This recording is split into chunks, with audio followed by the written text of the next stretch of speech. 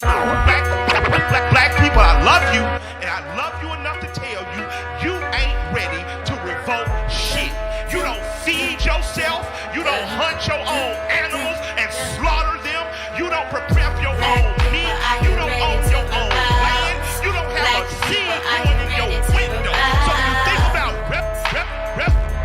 revolutionarism, and you think about fighting and dying in the street, you ain't shit. Killer Mike said black people ain't ready to revolt. It's a disparaging marriage and he ready to elope.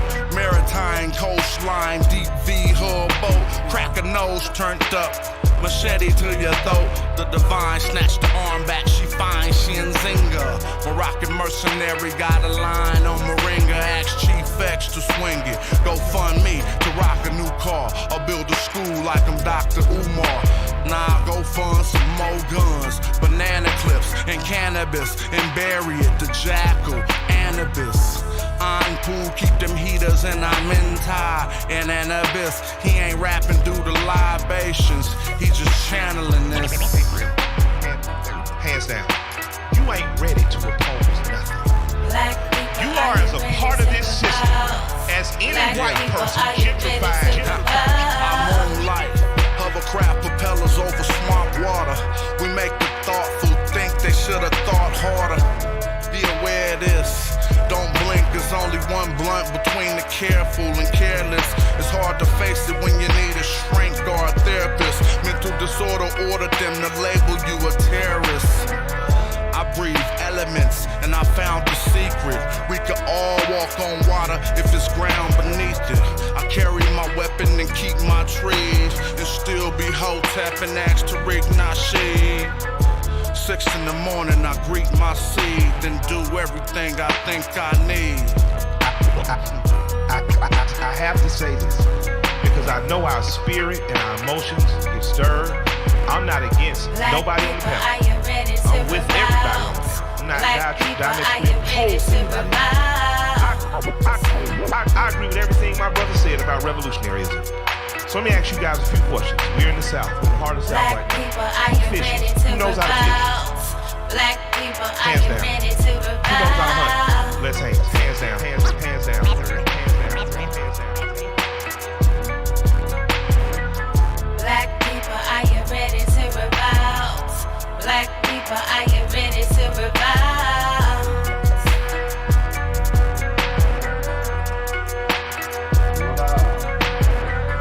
Black people, are you ready to revolt? Black people, are you ready to revolt? What's up? Try to get it in. Got a little bit of time. Hope everybody is well. Enjoying y'all holiday, doing whatever y'all doing. I'm about to play this other song and maybe we could study for a minute. All right. Erotic script in my cartoon. Roll through with them arches. Hardcore, that's in my shinu. I'm Bennu giving y'all truth. Iron core from meteorite should be chartreuse. Turbocharged the chariot and almost left Ferrari. The queen like almost Nefertari. Immortalize an image, put a figure in a figurine. Kemet, Hieratic, hoop, them leopard skin kilts, yeah, the clan wear them. And I turn your knee suit to a fan bearer. Have my servants build a new stadium where I'ma slaughter you, surround your tumor line with boot cranium. Remove the organs, we preserve the dead. Mummify them, then carve them a reserve head. And all your internet mans who lied with you, died with you, sacrificed their life, afterlife with you. Now I'm all in your spot, and I'm calling the shots. While your soul get devoured in the hall of my eye. Ain't a night ballin' or not, care if you ballin' or not. I'm still gonna tell you guys, go to Kemet like El Shaddai.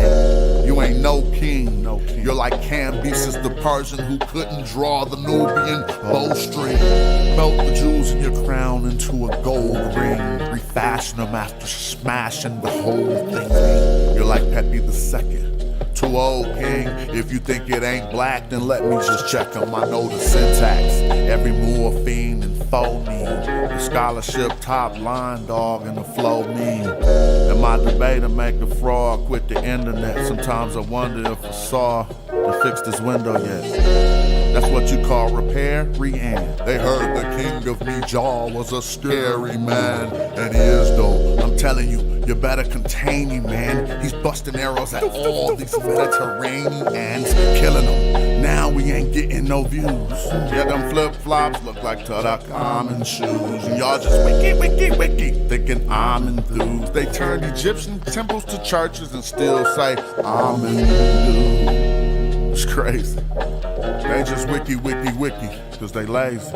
So they can call me pseudo, it don't faze me. The page monetized, so crushing you clowns pays. You dig?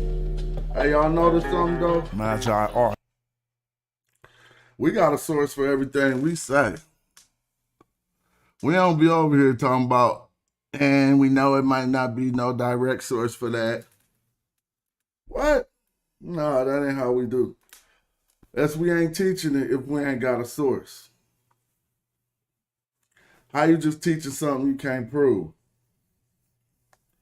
You gonna teach people that Kemet mean the black land because of the silk, and you can't prove it.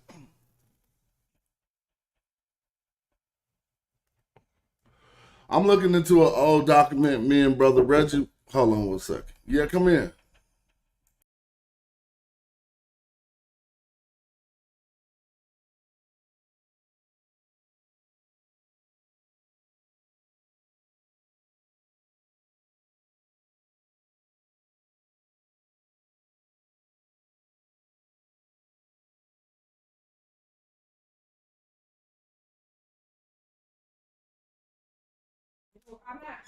All right, that's cool. Just close it up.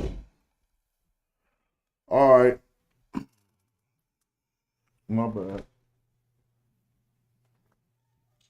So I'm going to read some of this work from Alessandra Nibby. Peace to the chat.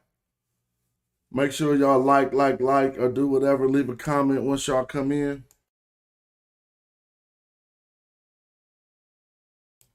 I want to start from around here. And I could probably make it bigger so you can read along.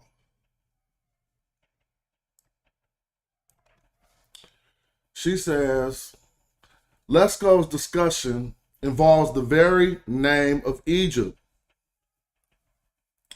When he cites the meaning of two passages from the Papyrus Harris 1, namely plate 76, line 11, and from the same plate, line 8. But the words we translate as Egypt in these two cases are not the same. In the first instance, it is Tameri. In the second, it is Kemet, with the town determinative. On what grounds do we accept that both expressions mean Egypt as a sovereign state under pharaonic rule, particularly when one of these terms clearly carries a town determinative? Ain't that what we were saying? I'm like, how are we going to say that this the whole Egypt when we see the town determinative? Now listen to what she says. If we choose to ignore this determinative, as we all normally do, y'all see that? As we all normally do, y'all be ignoring the determinative. If we choose to ignore this determinative as we all normally do, are we scientifically justified in doing so? It seriously prejudices our understanding of all the text to do this without justification, and it affects not only the historical passages of the Papyrus Harris, which make many distinctions upon these terms. Now listen to what she says. We would do better to translate literally the black city, the black land, the land of the black city. Does it say that, or do we be making stuff up? The land of the black city, and the beloved land or homeland, which is Tameri.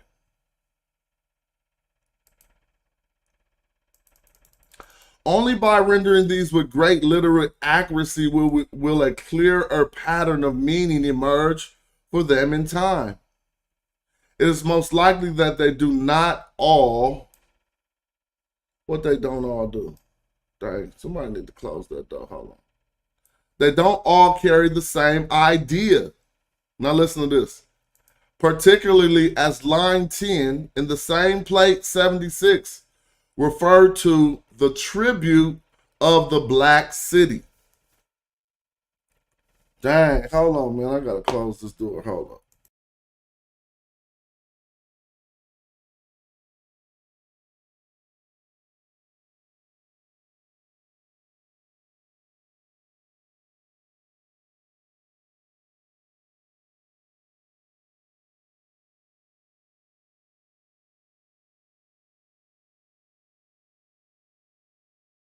All right, hold up. Y'all see that? Now, people don't know that why the defining of this word is very important. Right? And as y'all looking at the screen, you're not reading no Blackologist. She don't say it's because of the people, because she hadn't finished the homework. She just started the homework and said, look, this don't make no sense. Saying that this mean that Kemet mean all of Egypt. Why would we say that when they got a town determinative? Is her question. And I asked that to the Egyptologist, and he gave me a good answer about Tamehu, Tashimu, but those got Ta in them. That's not what we're looking for. We're not looking for one that actually has the word land in it. You know? So, do y'all read the screen? The tribute of the Black City. So, Reggie didn't make that up. He just was right. Our extreme limited knowledge of the names of the regions of ancient Egypt and its neighboring areas make it difficult for us to assess where the battles of Ramses III took place and who exactly the enemies were. But one thing is certain. We cannot rationally assume a vacuum in the Eastern Delta and the Sinai.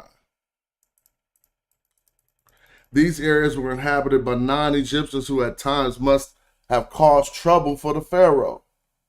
But where can we find a record of this very local trouble? And how important did the trouble have to be in these areas before it was recorded on a national monument? There is a growing acceptance of a point I emphasized in 1975, that the Eastern Desert was settled by foreign groups for most of Egypt's history. This has now received impetus by the recognition of the site of Tel Ed Daba as a Canaanite settlement by its excavators. As soon as this site was published, we shall find that there are similarities. As soon as this site is published, we shall find that there are similarities, she's predicting, with other mounds in the Delta studied only superficially late last century. We shall find that these yielded comparable material, though the finds from Tel Ed Daba will be of the greatest value to us because they will come from properly stratified context. All right. The existing evidence for foreign settlements in the Delta means that the Pharaoh, including Ramses III, must often have been busy in keeping order among them, and it is not difficult to imagine that there might have been a recurring trouble spots in those areas, whose names we do not recognize today.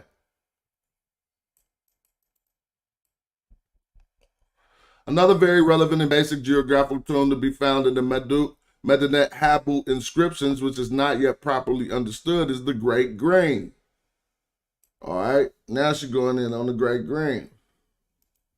Until we accept the fact that there is no example where the great green must mean sea. So she said, until we accept the fact that there is no example where the great green must mean sea from its context alone in any text, we cannot even begin to discuss the events recorded at Medinet Habu concerning the so-called sea peoples. We also have to accept that no Egyptian ever went northward on the Mediterranean Sea in any Egyptian ship during the Pharaonic period, not even when Amen. Huh?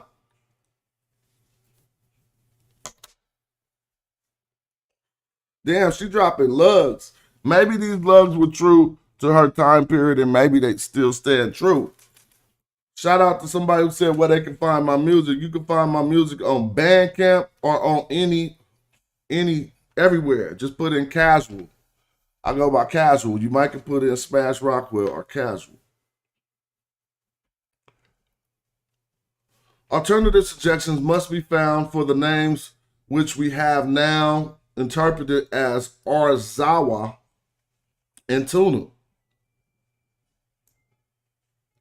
After all, these identifications are based on similarly sounding names rising from the preconceived idea that they ought to be, and not on the evidence alone. Yeah, she dropped the lug. She said, we also have to accept that no Egyptian ever went northward on the Mediterranean Sea in an Egyptian ship during the Pharaonic period, not even when Amen. Damn. She like, ain't nobody going north in no ships. They was going south.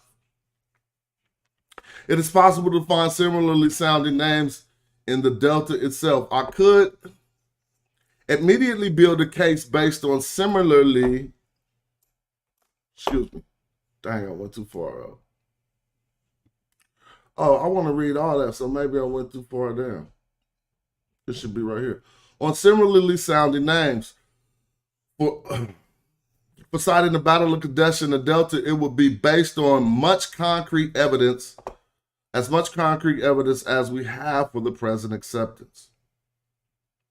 The whole problem of the Hittites in Egypt is one that needs to be considered. So she's about to go in on all this Hittite stuff and is giving the stuff that I don't really need to read so that we can understand her attestations for the black city, but it backs up her claims.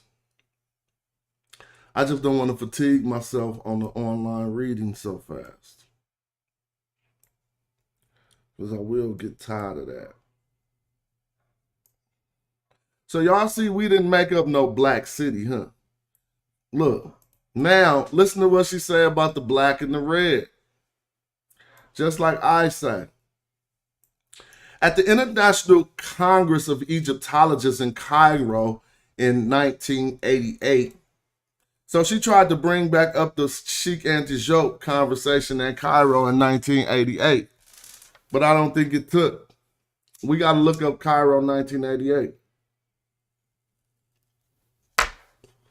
I discussed some aspects of Kemet, which we usually call the Black Land, right?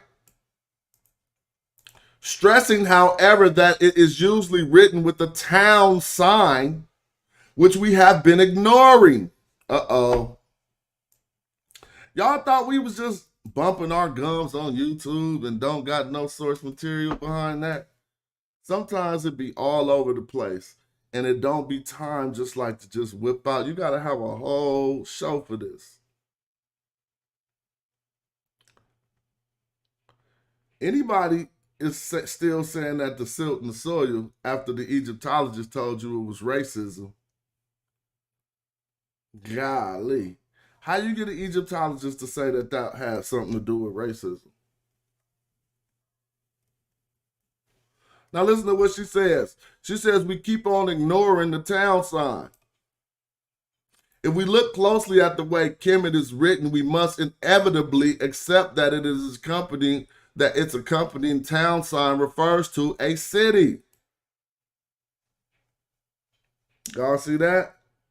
Reggie got the Black City playing. See, Reggie like a genius. Cats just don't understand how to appraise people correctly. Reggie, like, you know, you like a genius. I'm not saying it like that. Y'all gonna get mad. I ain't calling you a genius. I'm just saying when some of your stuff ring true and you figured it out, but nobody around you know that you figured it out, then I can come and look and see and show y'all, nah, he figured it out. I'm not even taking no credit for this. This is Reggie I'm speaking of. I just have to agree because I can read the material. Read this. See, she just brought bombs that they be ignoring, and they try to continue on with the way things were. But she like, y'all cannot get around the fact when she said, if we look closely at the way Kemet is written, we must inevitably accept that its accompanying town sign refers to a city. Now, let me ask y'all this. Use your brain and act like you one of them. Don't act like you understand this. Act like you one of them and tell me why they don't want this to refer to a city. Think about it. Because if it refers to a city, I'm just going to tell you. If it refers to a city, the black silk argument is dead. All the way. Unless the black silk stayed in one city. Did the black silk go to one city and say, oh, we not going down the Nile no more. We cool. We in the black city. See? So they can't let it say the black city, else their argument has been so beat up from so many different directions. If it say the black city, it can't be referring to the silk. I repeat, thank you, Jackie. If it say the black city, how could it be referring to the silk? The silk ran from all through the whole thing. Now, brother Joseph Ben Levy gave me the better understanding because city don't work for me either. Because that makes you guys think it is referring to the building structures in a similar location and not the people. So you have to say community. The word that works best, the translation that works best in every reading that I read is community. We could go over various texts where it say Kemet. You could try to translate it as Egyptians. On some of them, it just won't work. You're going to be in the 12th dynasty. I was about to say 6th. You're going to be in the 12th dynasty trying to find a text and make it say Egyptians. What's up, American Dream? You might could get some play today. Have your questions lined up in a row. You got some stupid shit, you're going to get kicked out. But, you know, you might have some cool questions. Peace to you. Every day a new day. Yesterday it wasn't cool. Let me say, if we look closely at the way Kemet is written, we must inevitably accept that its accompanying town sign refers to a city, probably with some influence on the surrounding territory. I also emphasize then that there are occasions in the text where Kemet is referred to as a hostile place. Dang, she beating y'all up. She is talking about, man, them fools in Egypt couldn't mess with the people in Kemet for a minute. Now, she says she found something that we have failed to find. And I already been looking. But y'all can find it if y'all want. And I'm about to show you what she said. She says, I also emphasize then that there are occasions in the text where Kemet is referred to as a hostile place. And it may even be found listed in the execration text of the Old Kingdom. Now, I looked up the work she was talking about for that, because she says she got a Kemet in the Old Kingdom. But the TLA don't attest to that, and none of my research attests to that. She gonna be looking at a Kim and gonna be saying that that might be a Kemet. But that's just that's what I think. In that paper, no particular city was identified for this term. In what paper? Oh, in her paper. Though we hope to do so this time. Furthermore, as Professor Kelly Simpson rightly emphasized in that discussion, any consideration of Kemet must be related to its frequent association with Jeshurun if we are ever to arrive at a satisfactory conclusion. So I solved that problem, but she seemed to have a good answer for it too. My solution for that problem is our understanding of the black land being given to Horus, the son of Osir, and the red land being given to Sutek. And then if we double behind that with Plutarch's attestation, we know it's because Sutek is related to things that are fiery, arid, and dry.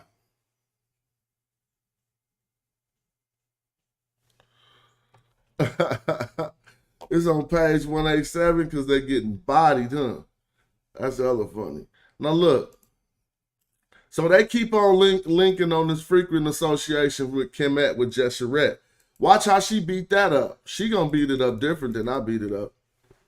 I then pointed out that the soils of the Delta are not all black. There are areas of red soil in several places in the Delta and in Lower Egypt. The most strikingly red soil of all is in Heliopolis area. Now, ain't nobody went against this attestation. Are y'all telling me no, it's not? There's redder soil in another place, or is she still right?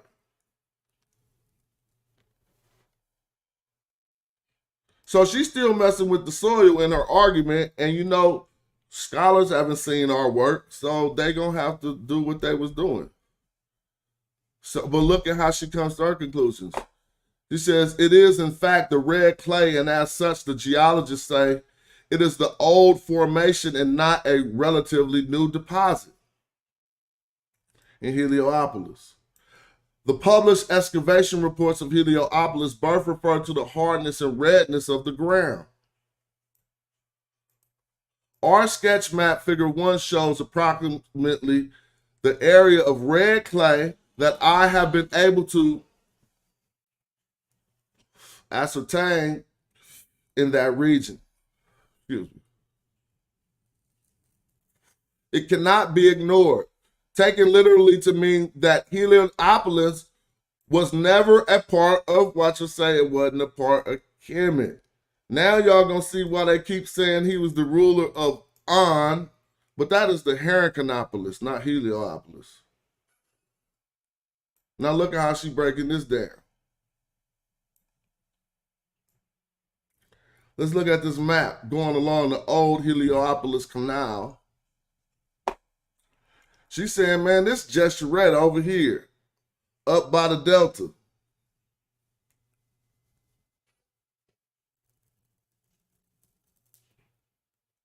You acting funny, Yuri.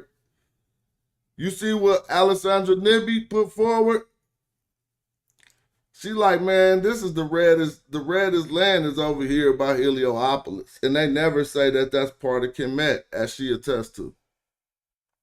We could look to the primaries. They always say the ruler of, but they say On, though. Now, she say Kemet down here, look. Do y'all see? God, that's killing dudes. But she still got it up too far by Memphis. But she on track. Y'all see that though, right? Everybody looking to say red land. This the Delta, this is the old Heliopolis Canal. Jeshurun, she's saying that's right around there. Now if we come down, look at this, Kemet. But she still got it up by Memphis. Which ain't unreasonable. Man, we had this for about 2 years. I went in my email and looked at something Brother Reggie sent me 2 years ago. I can prove it. I'll go to the email.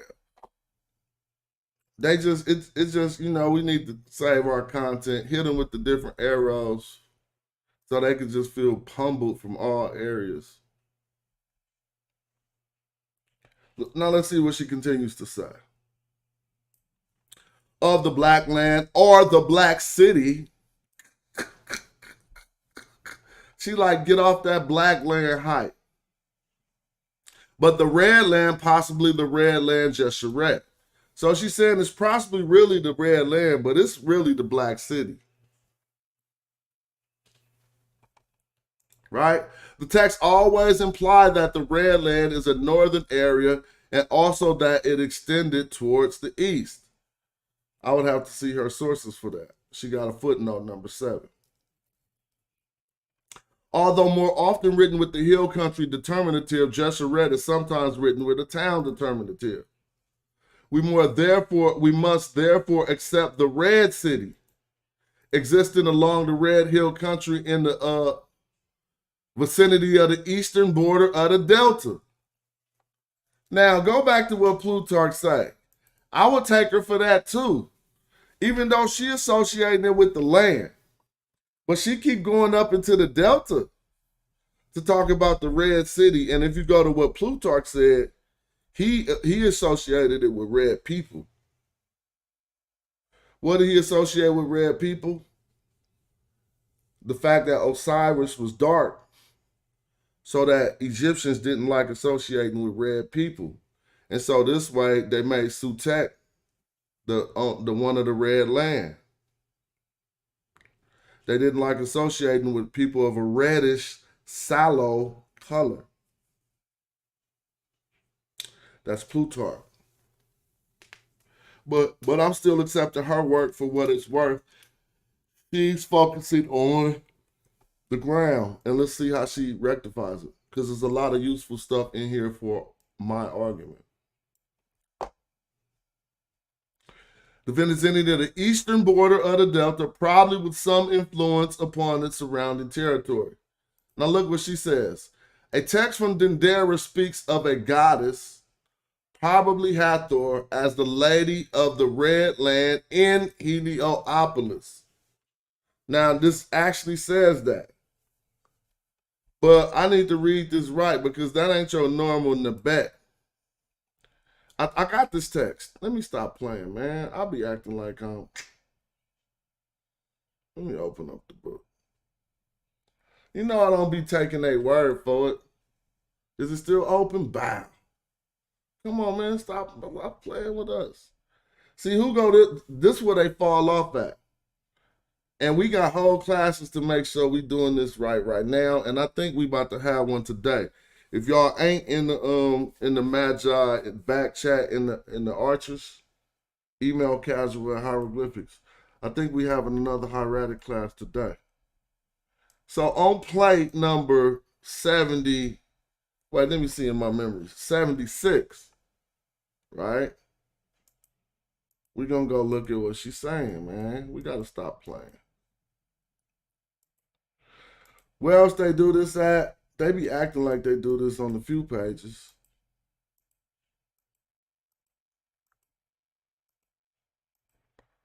Now, I don't even know. I just guessed my Roman numerals, but I know I'm right. I just passed it.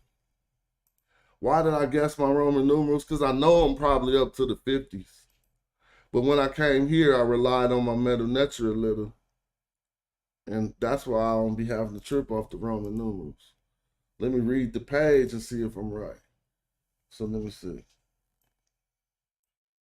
This ain't it though, because I didn't read this. See, that ain't it. It's the next one. Let's take a look at this. Is this it? No, that ain't it yet. 6. This is the first part of it. Let me see the next one.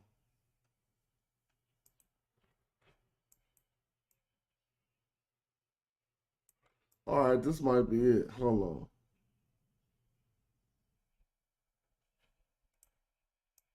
Yeah, this might be it. Hold on, though. Might or might not. I gotta get the next page. So it's still the same plate, right? But I ain't at the part I want to show us. Oh, no, that's a different plate. Hold on. Oh, that's why I ain't there yet. Sorry. My Roman numerals is messing me up. Told you. It's supposed to be LXXVII. That's 76, right? LXX 50, 60, 70 VI. That's 76. So that's this one right here. See? Now tell me I was wrong with that. L gotta be 50. I just guessed the L. If L is 100, I'm tripping. L gotta be 50 though. So let's watch this.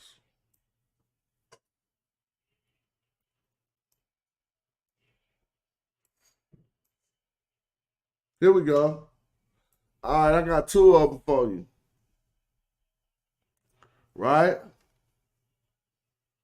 But then we could go to the translation to qualify this. So that's a line 6.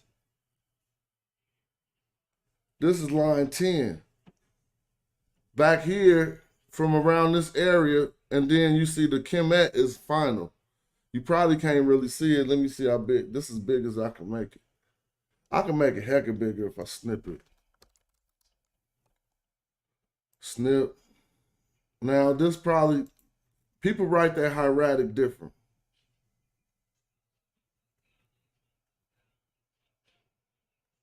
I'm basically snipping it right. Oh, I'm snipping it right now, trying to see where the words start, and I'm hoping I'm not messing it up. I got limited knowledge of hieratic, but we work on it every day. Dang, it ain't even getting bigger in the snip. I don't know. Well, it's over here. It say Kemet. Here go another one I can show you, right? You see the Kim glyph, right? Then you see the M, and then the T, then the Niyut sign. So this is a phrase. Now I can't work this all the way out. Maybe if I took on my training wheels, I have to start from the beginning. It's like sec. I don't know. I'm not even gonna mess that up. So what I'll do is, I know that this is line number 6 and line number 10. And this is plate number 76. So we're gonna go to the translations now. See? Line number 10, plate 76. And they're gonna be talking about the gifts of Kemet that she was talking about. Plate, nope, I gotta keep going.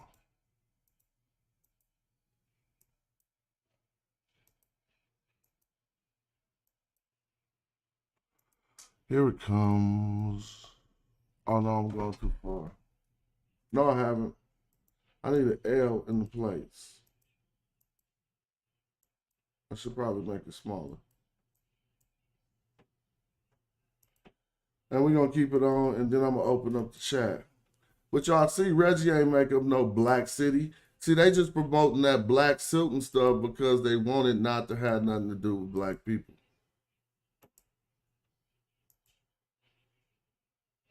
All right, on one of this, I found it. So I'm going to see if I can show it on here. Man. Shout out to the background noise. Golly. See, now they got me back over here. I was trying to be in the translation. So I need LXXV. It's right here, next page. LXXV1. Here we go. So that's 76, right? 75, 6. All right. Now we need line number 6 and line number 7.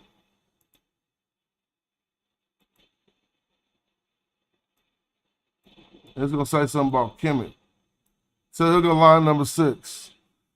Oh, so this is what she was saying. They used Tamari once. How did they use Tamari? Hold on. It says, Kahuka, by the tens of thousands, without number the servants of Tamari, enlarged the entire frontier of Kami. So that's the Kemet we seen on line 6. I'm going to go and see if we can find a Tamari in there. I overthrew the invaders in their lands. Oh, okay. So she's saying both of these names don't refer to the same places, but she's saying but some say they do. I slaughtered the Tanau, whoever the Tanau is, in their isles, and the Tsarku, the Pulusati, whoever they are, consumed were the Sharu Tana, and the Eshi, the Uashi of the sea. Now let's get to line 10. Now, apparently and funnily and strangely and weirdly enough, line 10 starts with the Shasu. It says, the tribes of the Shasu, line 10, I spoiled their towns of men and things, their innumerable cattle, and made them bound, bringing them children as tribute to Kemet, to Kami. Well, again, this translation says tribute to Kemet. And so I would have to say that whatever she said, tribute of Kemet, which would be two different things. Tribute of the Black City would mean they're giving it away. Tribute to the Black City would mean they're receiving it.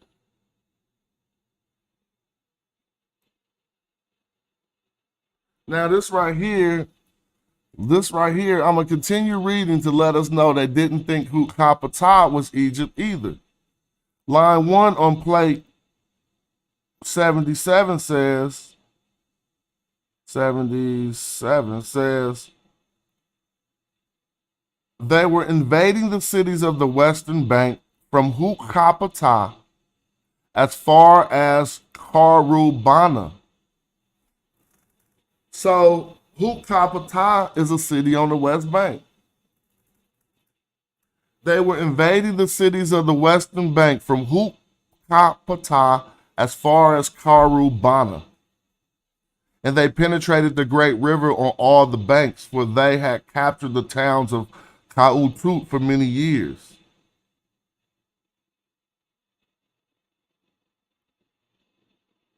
Look, Kemet is listed like a city, just like she said. Listen, they are in Kami. They were in Kami. Man, hold on, man. Kemet is just simply a city in this text. This is a bomb.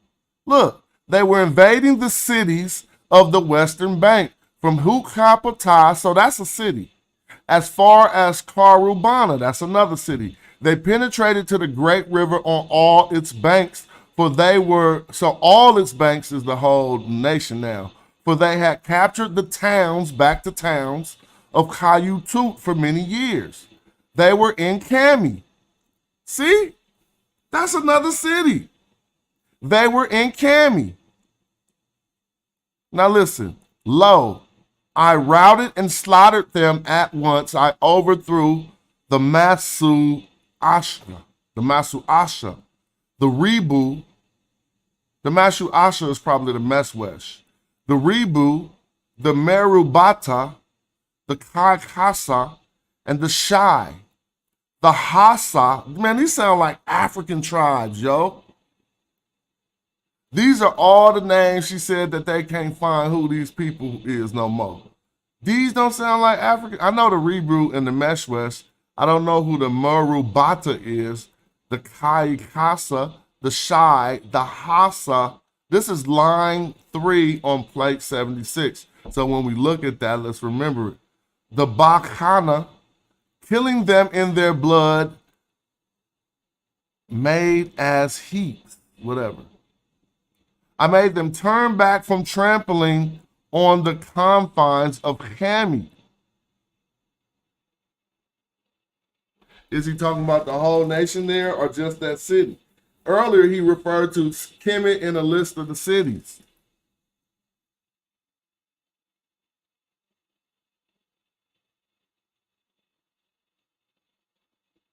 All right.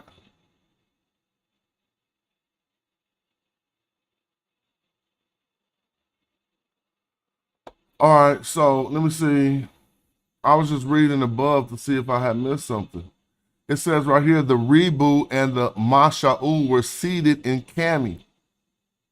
That could just be Egypt. But some of these we got when he started listing. They were invading the cities of the Western Bank from Hukapata as far as Karubana. So that could be cities in Kami, and he might be looking at this whole. They penetrated the Great River on all of the banks, for they had captured the towns of Kayutu for many years or whatever.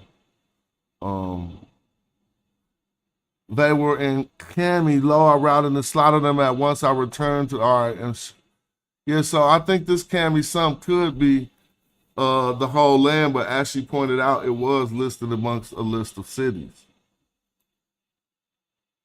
But sometimes it seemed like maybe he just like they talk about the city they ruled. So let's keep going. Brought the cattle of the temple of Amen, I gave them to him in herds forever, forever. I made a very great tank in the land of whatever that is. Ania. It was surrounded with the wall. It was surrounded with walls. See, let's slow down, man. All these Kemetic cities is surrounded with walls. I mean, I think, because here's another attestation to it, but we just reading the English, we're going to go back to the plate. It was surrounded with walls like a hill of stone made. There were 20 yards in the foundation of the earth. It rose to a height of 20 cubits. It had watchtowers. Come on, y'all. Its doors and gates were made of cedar, so that might not have been in Egypt. Its locks were of bronze, having bolts. I made a great galley, embarked before them, equipped with numerous crews of service to lead a number. Their captives of bowmen of the galleys were in them, with officers and crews and stones, with things. All right. With officers and crews to store them, laden with the things of Kami without number. There were in all numbers like tens of thousands proceeding in the great sea of Khat. And they were approaching the countries of Punt. What?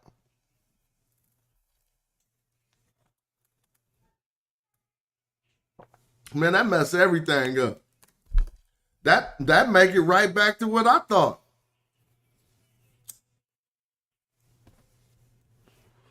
See, he said they were approaching the countries of Punt. They did not suffer any damage safe on their course.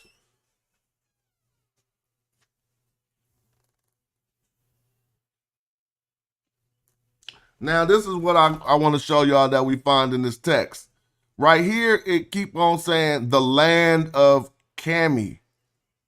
That lets you know there's no land in the word of Kemet. In the face of the land of Kami, they went along sound to the land of the city. They went along sound to the land of the city Kabti. Told in peace, and things they brought were exceptions of the men and asses which were shipped on the barges of the river to the port Kabti, going in boats besides approaching the festival. Man, this art, I want to go back to the Medu Neter. That is plate 76. Let's get it back in. And it was line, we want to look when they left from Kami in line 10, then they go to Punt in line 11. All right, then I'm going to open up the chat. Thanks for tuning in. You know, we get the information from primary sources. Now we got to do some hard work because I don't think I'm qualified to see this out the Hieratic yet. I know I'm about to, but that's just my precursor. I haven't pre-studied this part right here. I looked at some of the other stuff in my own private. I just passed it up. No, that wasn't it. That was 50. No, that wasn't it. I need an L in front of it. It need to be LXXV11. We'll be there in a moment. But this is part of research. Imagine when you at the library. It'd be so tedious. I don't even know how to work. I be spending like 3 hours trying to relearn the Dewey Decimal System, yo. Like, how this work again? I'm just supposed to find it. All right, we almost there. LXXV. It's 70, right?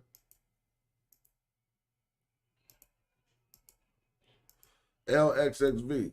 Nah, that's gonna be punt, but we about to look. That's what I'm saying. How they made their way to punt. That's because Kemet wasn't. Kemet was in the South, just like she was saying. But it's too many times in this text it seems to refer to. All right, this is gonna be hard. LXXV 75 6 7.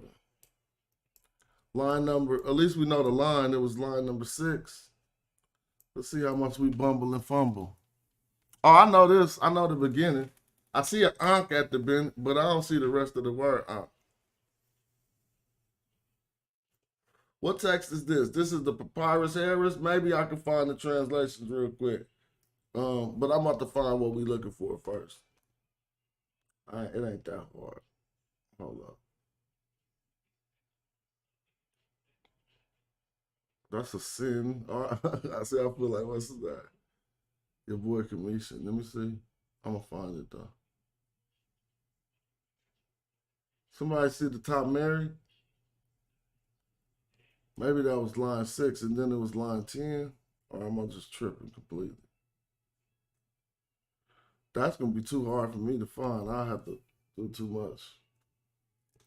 Open up a book. I'm gonna show you where I'm gonna go. This is Ramses III. Let me go to AWOL. I don't think this is here though.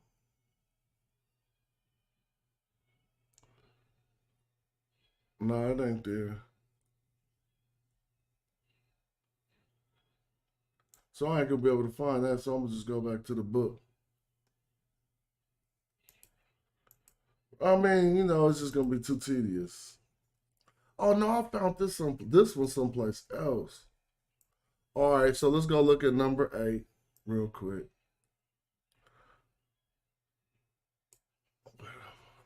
Well, it's Hathor being the, is this already right here?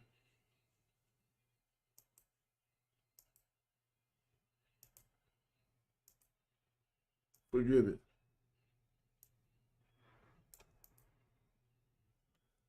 And I really was looking for this Rimu Jesheret.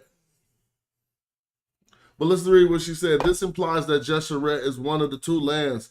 Moreover, it reminds of the Greco-Roman references to the city of Heliopolis as Pet Net Kemet, with the town determined as the sky of the Black City. Do it say that, or am I making that up?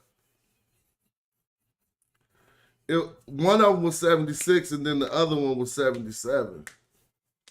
The one we was looking at latter was 77. It says the sky of the Black City. Reference to its inhabitants of the Red City, Mermechu Jesheret. It's also found in the text. Now, I went and looked for that. So this was that brunch text. Let me go find her footnotes. This is footnote number 10 and 11.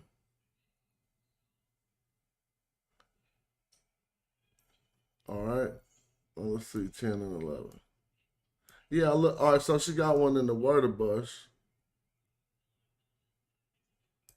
The Black City. And 11 in this work that I think that is this book. 975.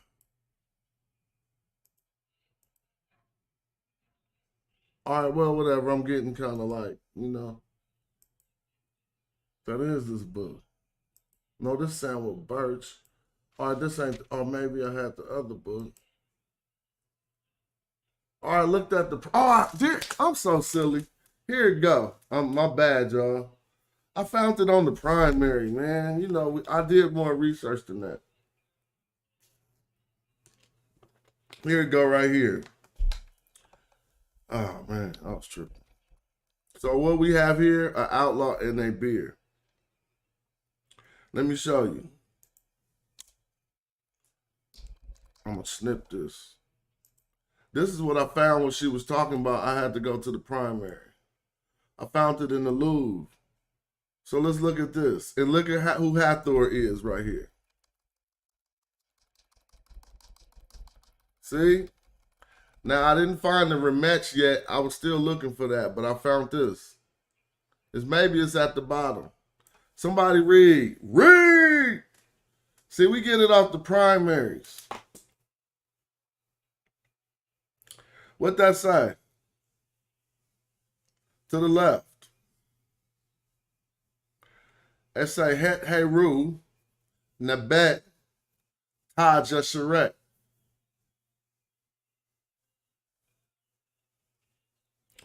Who want to read that different?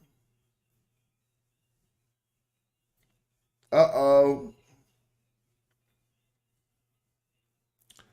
Now, he's saying, no, I found that right there. Now she was saying that also in the text we find the people of Jesheret, Remetz, Kemet. Remetz Jesheret. Now that's just her way to describe it, but also that translates back to what? Let's see if it's at the bottom down here. It ain't. I don't see it yet. That'll translate back to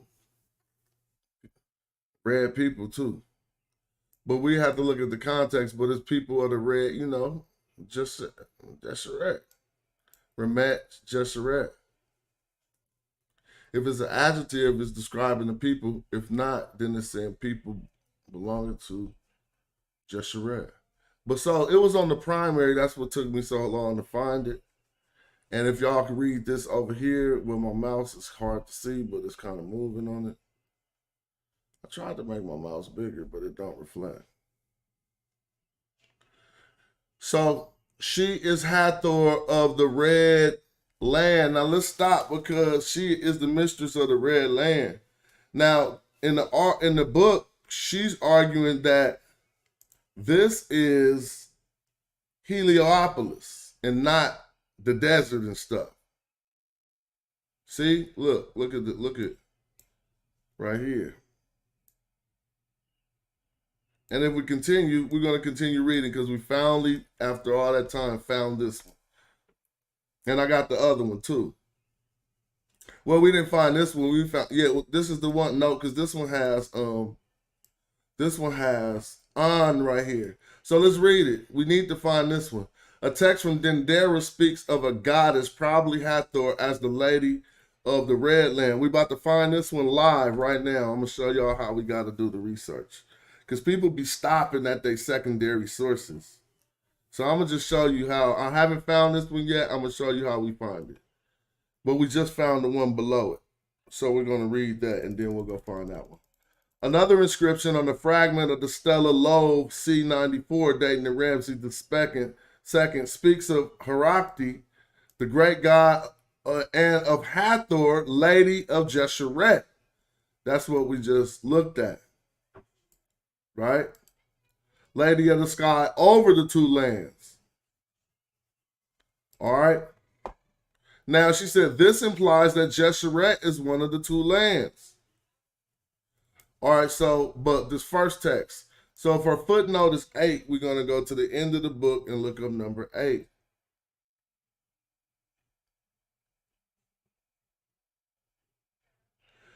Number 8 says, Dunmik Rek. Now, this is when we need another part of the book, but Google can help us. It says Duni Chin. I don't know what I said. Dumichin Rek 4. Let's see if we can find that. Dumichin Rek. Even though I don't have her book to see what that refers back to, the internet is powerful. So let's see if we can find it.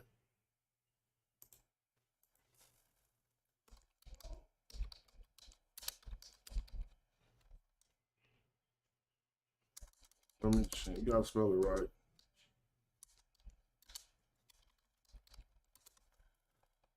All right, now let me see. Hold on.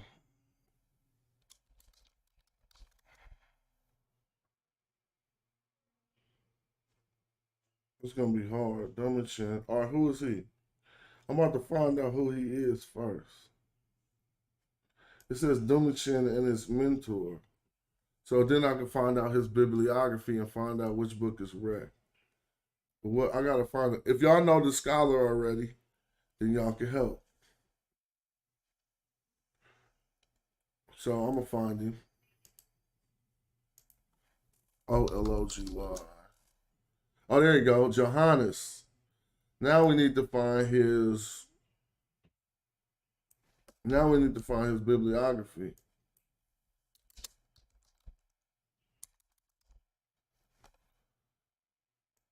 All right. Let's see if we can find his bibliography. One of them got to have something to do with wreck. If not, I'm going to have to find another way to find it.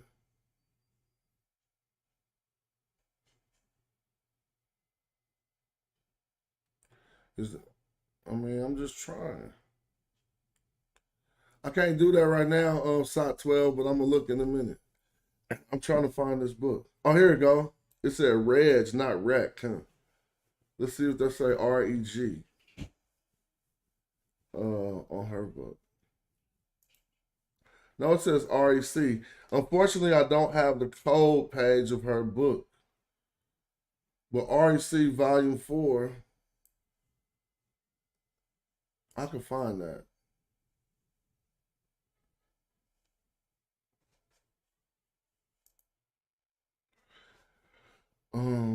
It gotta be something that he got a volume 4 of.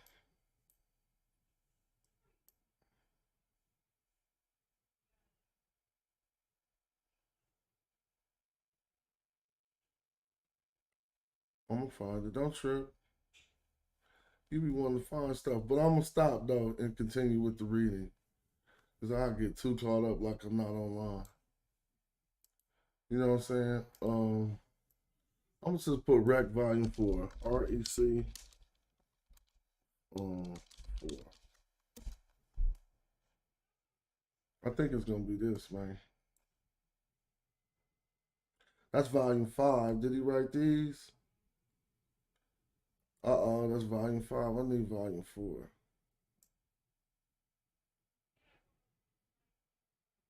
All right, but I'm gonna stop. Sorry, I'll be doing that too much. All right, look, I just want to find it. So anyway, in that attestation, what will we find? And she probably provided it with that meta nature right there. But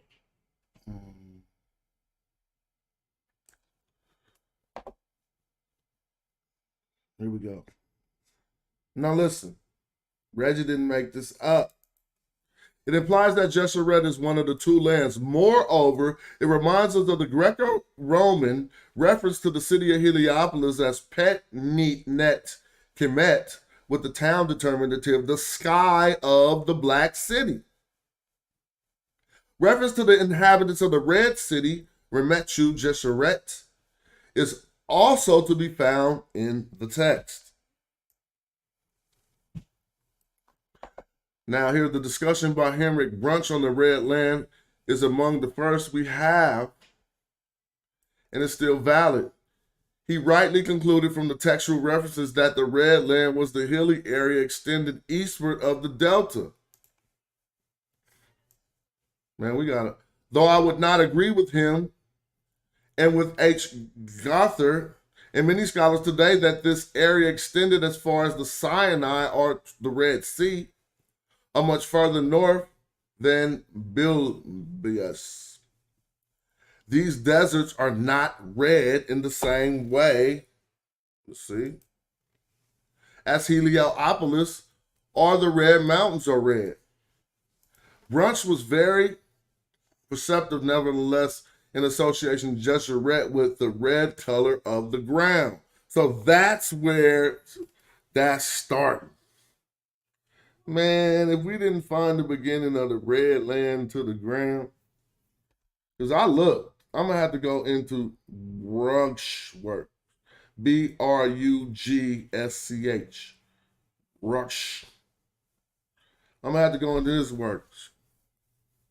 But it seems that she kind of pinpointed that he the first one who started associating it with the red land. But let's go back and read that again.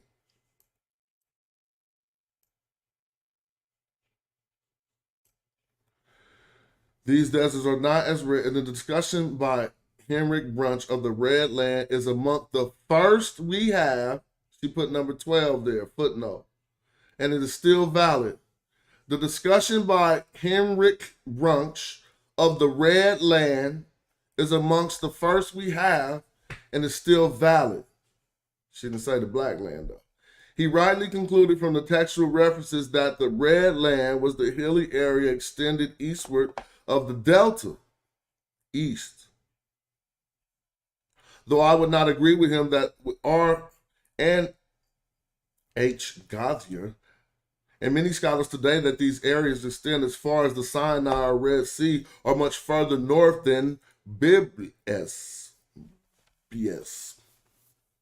These deserts are not red in the same way as Heliopolis or the Red Mountains are red. Brunch was perceptive nevertheless in associating Desheret with the red color of the ground. Okay, so now we got that. Now it's Brunch who did that.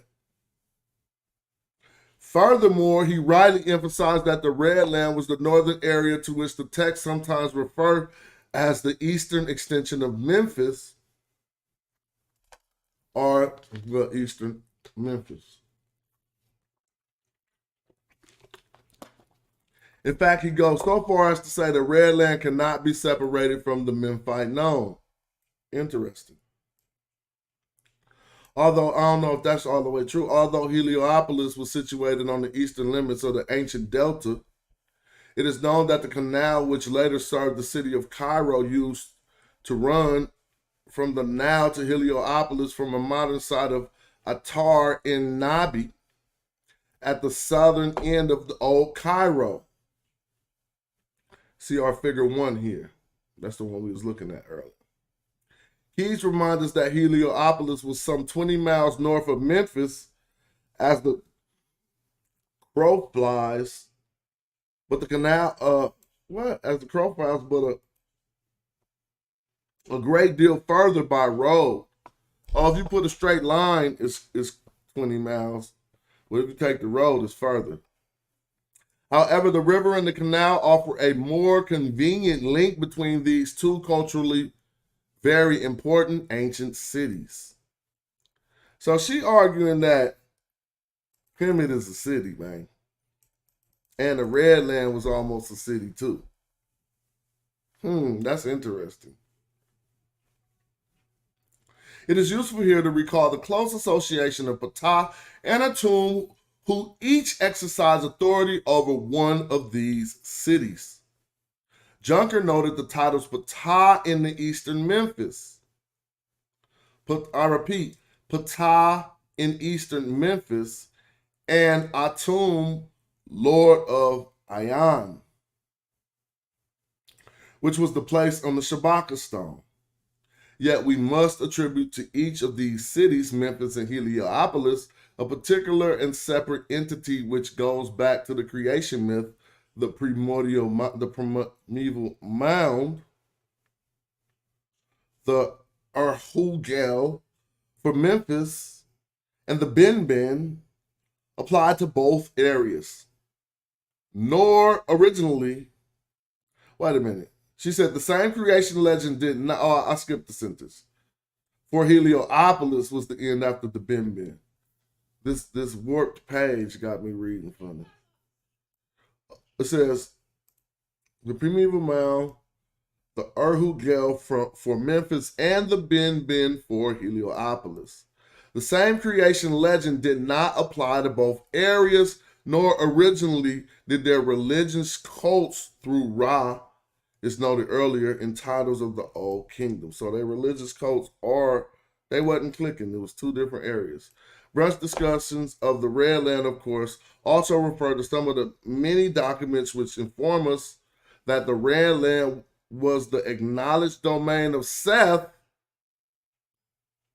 while the Black Land, the Black City, in fact, was assigned to Horus. We seen that yesterday.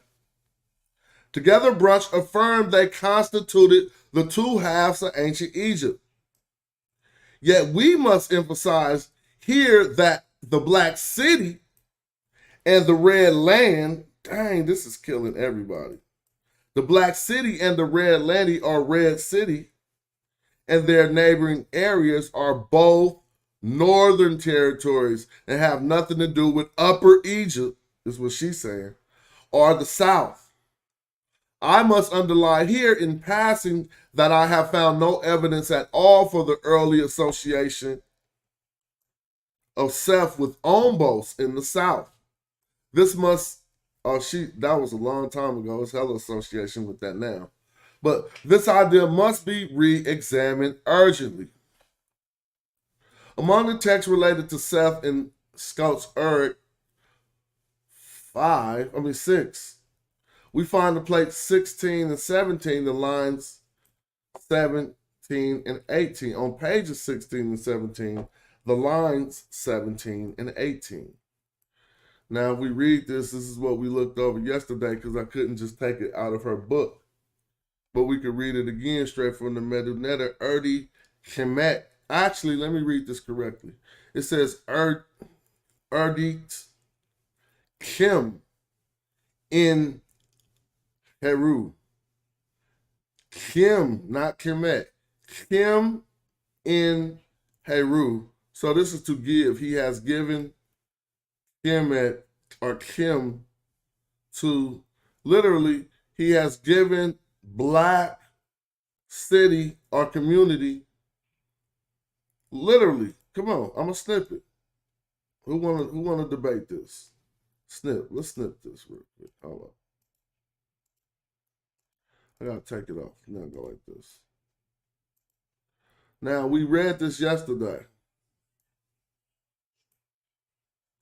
Let's look at it big.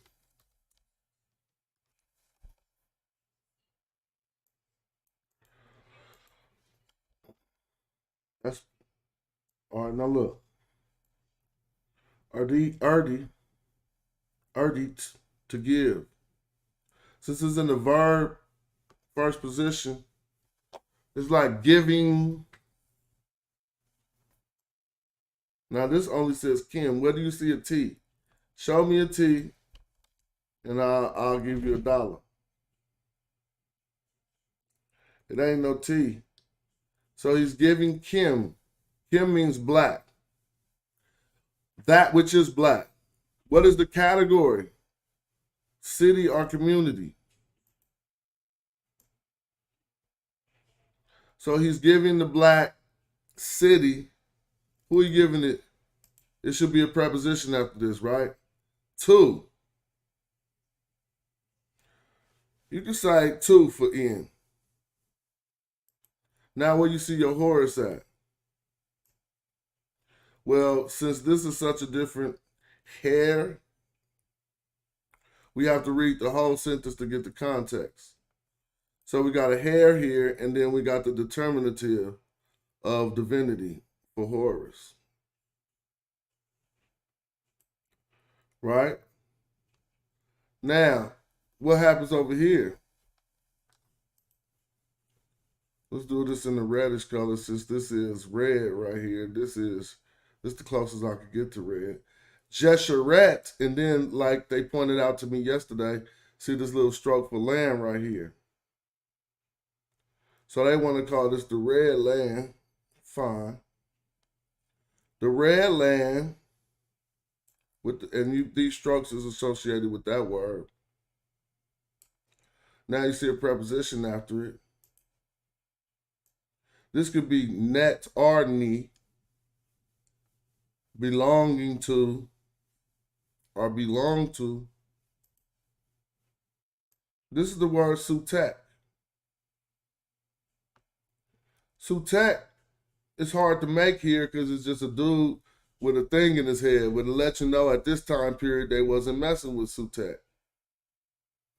Because you got a symbol for death or being killed with an axe in your head right here. If I look up sutek in a dictionary for anyone, you're going to see that S, I ain't going to put a W, T, capital T, X. Why that didn't work? S capital TX. I'm just gonna put STX. See, look, even though it should possibly be, no, it's not, all right, lowercase t. Y'all see Sutek? But watch how you see it written heck of ways. This is a different way. Suti, Seti, Sutek. All right, hold on. This is the way that we see it here.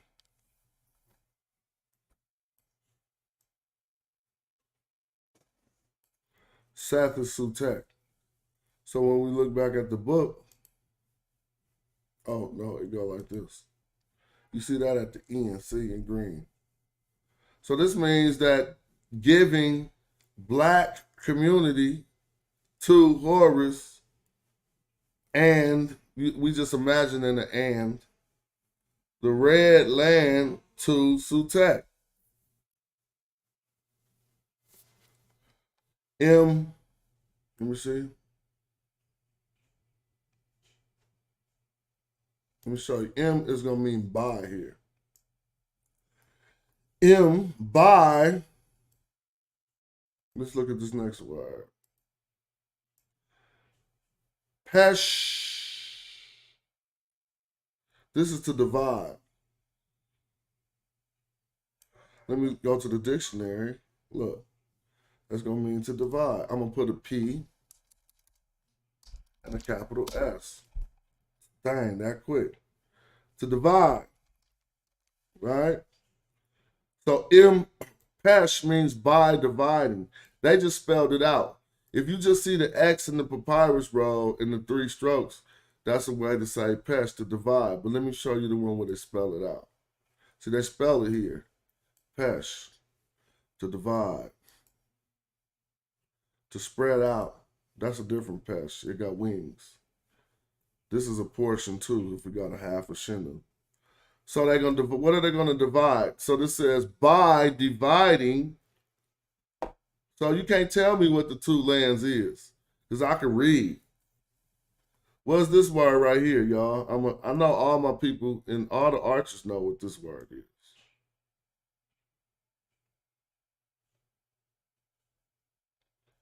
What's this word? Not no teacher, don't answer, but somebody, you know, what that mean? I can show you in a book, in another qualified source that I got open right here. J.P. Allen. I'm going to type S-N. Here got one right here. Notice, it just popped right up. But that ain't going to be the easiest way to show you. There go another one. See, it's right there, but it's really right here. It's the sin glyphs. Yep, James with no capital. Shout out to James, he got it right. He just didn't transliterate it. Yeah, right, it's a lowercase s. And Hieratic too got it right. Well, let's see what it say in the book. So you see right here, Shemes in sin. Shemes is the cause to give birth. The N is represented. So the sin is they. But I wish I could show you a better way. See them? You see sin? You see sin right there? So it's kind of like they and them, but I wanted to show you in the actual portion that is talking about pronouns. So I should type pronouns, if they're going to call it that.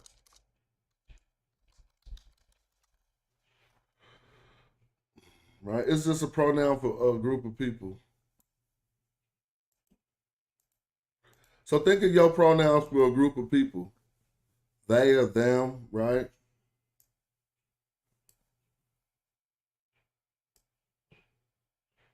I ain't got to show that, man. But I like teaching. So let me see if I can find it. Well, people know. So let's go back to the text. So he's dividing, but what he dividing it? So he dividing those 2 lands, them 2 lands. Well, I didn't show 2 lands yet. He's dividing Tawi. Look, This is two lands, right?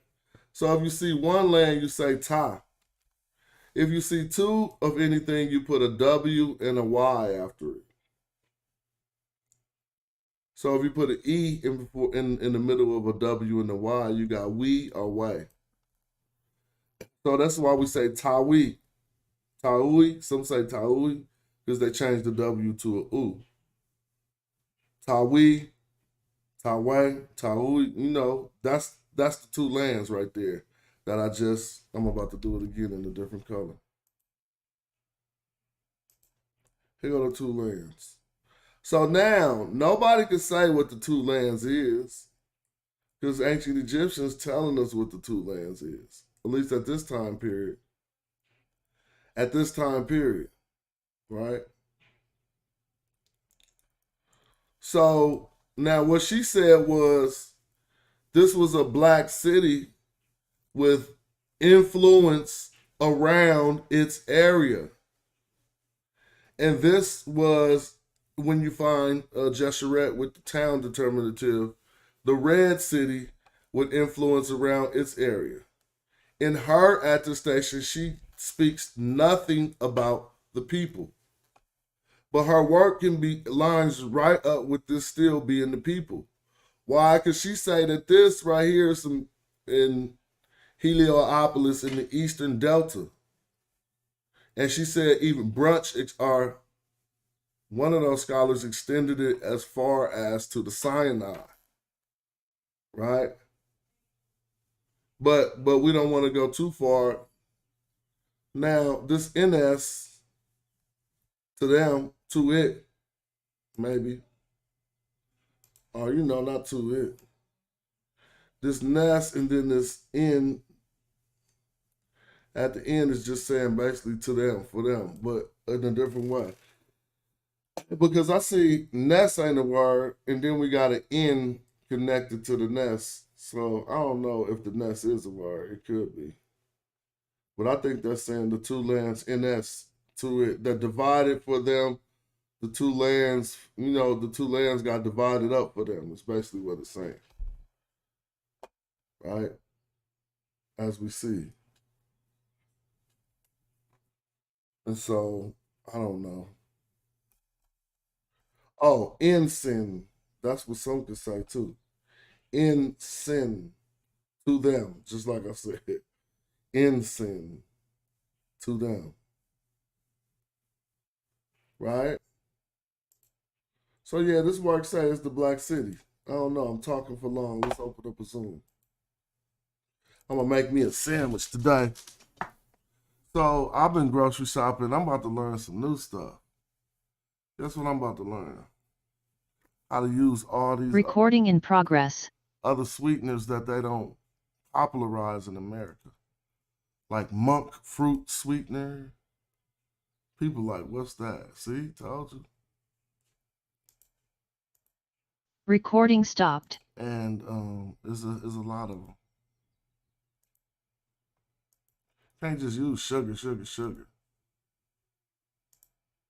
Every time you want something sweet, you tripping.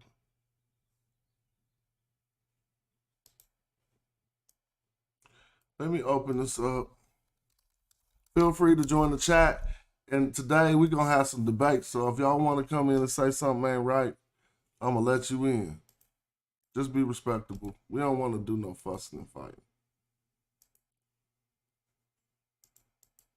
And being stupid ain't being respectable. There go the link. Feel free to click it. Let me check to see if this hieratic class is popping.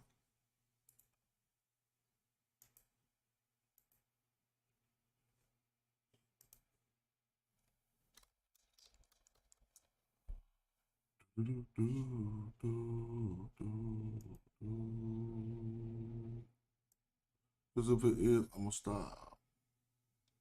Oh, yeah, okay, what? 6 o'clock. All right, you were going to do that? Okay, cool. That's what's up at another time. Yeah, feel free to hit the link. Let's get a nice conversation going.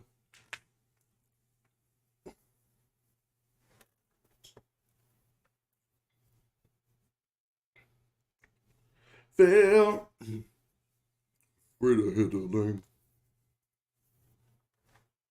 I don't know nothing about monk fruit either, but I seen that sweetener.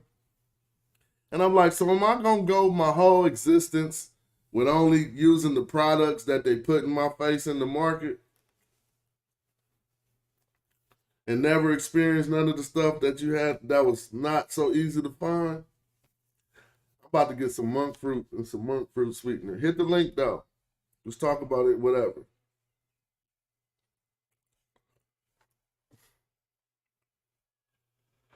Oh, all right, now, Side 12 says, in the wiki for Kim hieroglyph under Kemet, they show an alternative word for Egypt without Kim, but refers to soil. Is that right?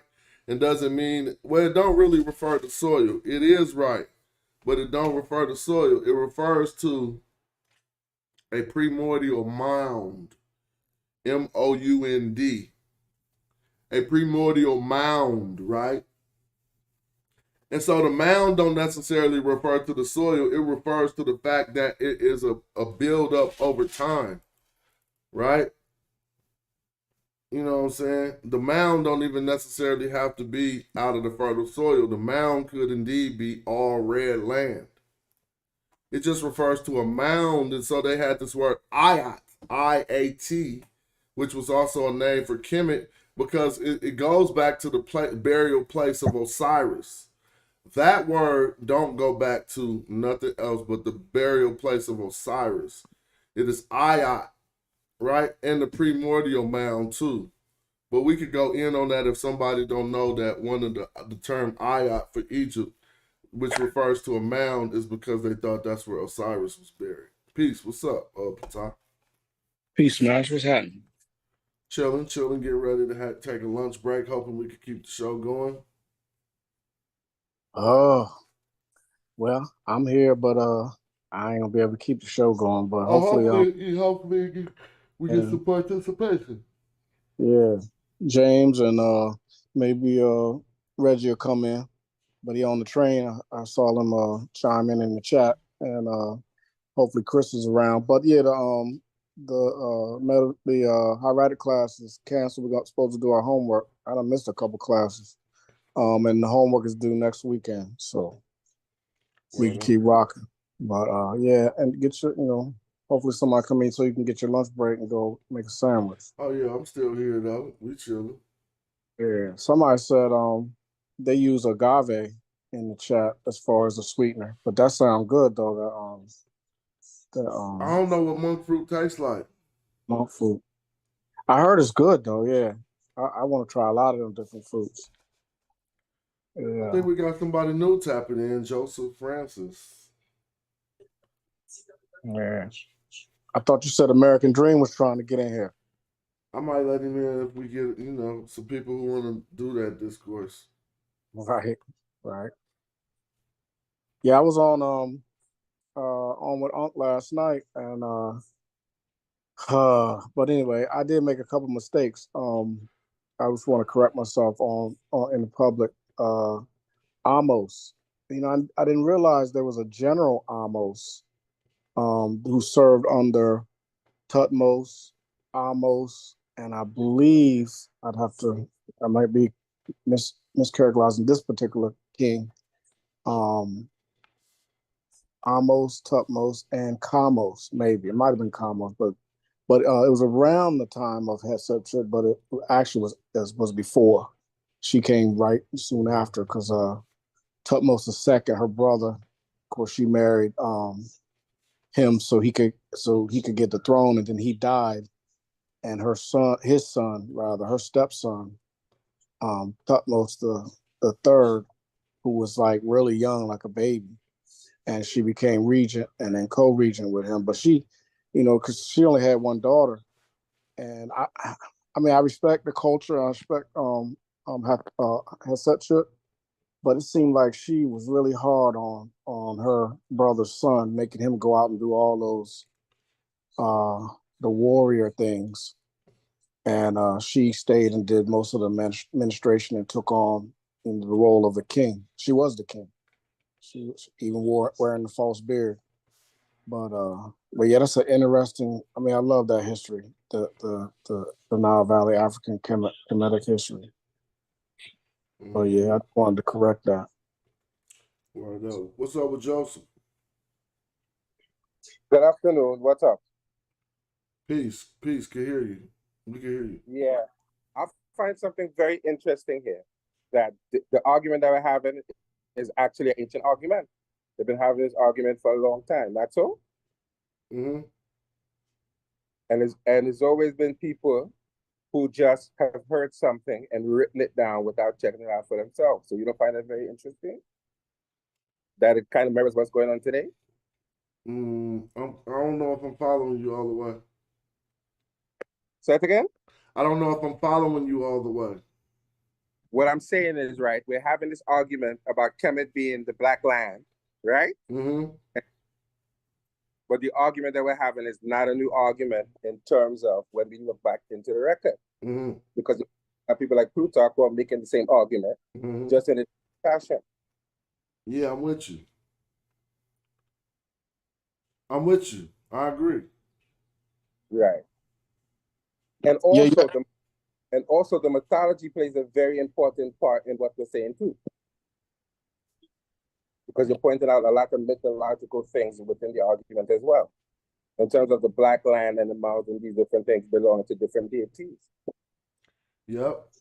Yeah. They kind of leave out a lot of that side of it, and they just try to link it to the soil.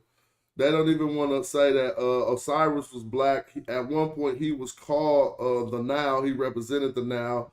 And they don't even go that route because that links it to a black entity.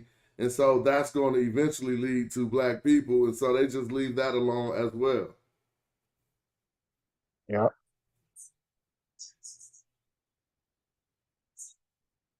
So what's your take on the matter, Joseph? I think he might have frozen and logged out. Yeah, I think he dropped off. Hopefully he'll come back in. Now, what you were reading earlier today from the author, she's an Egyptologist, right?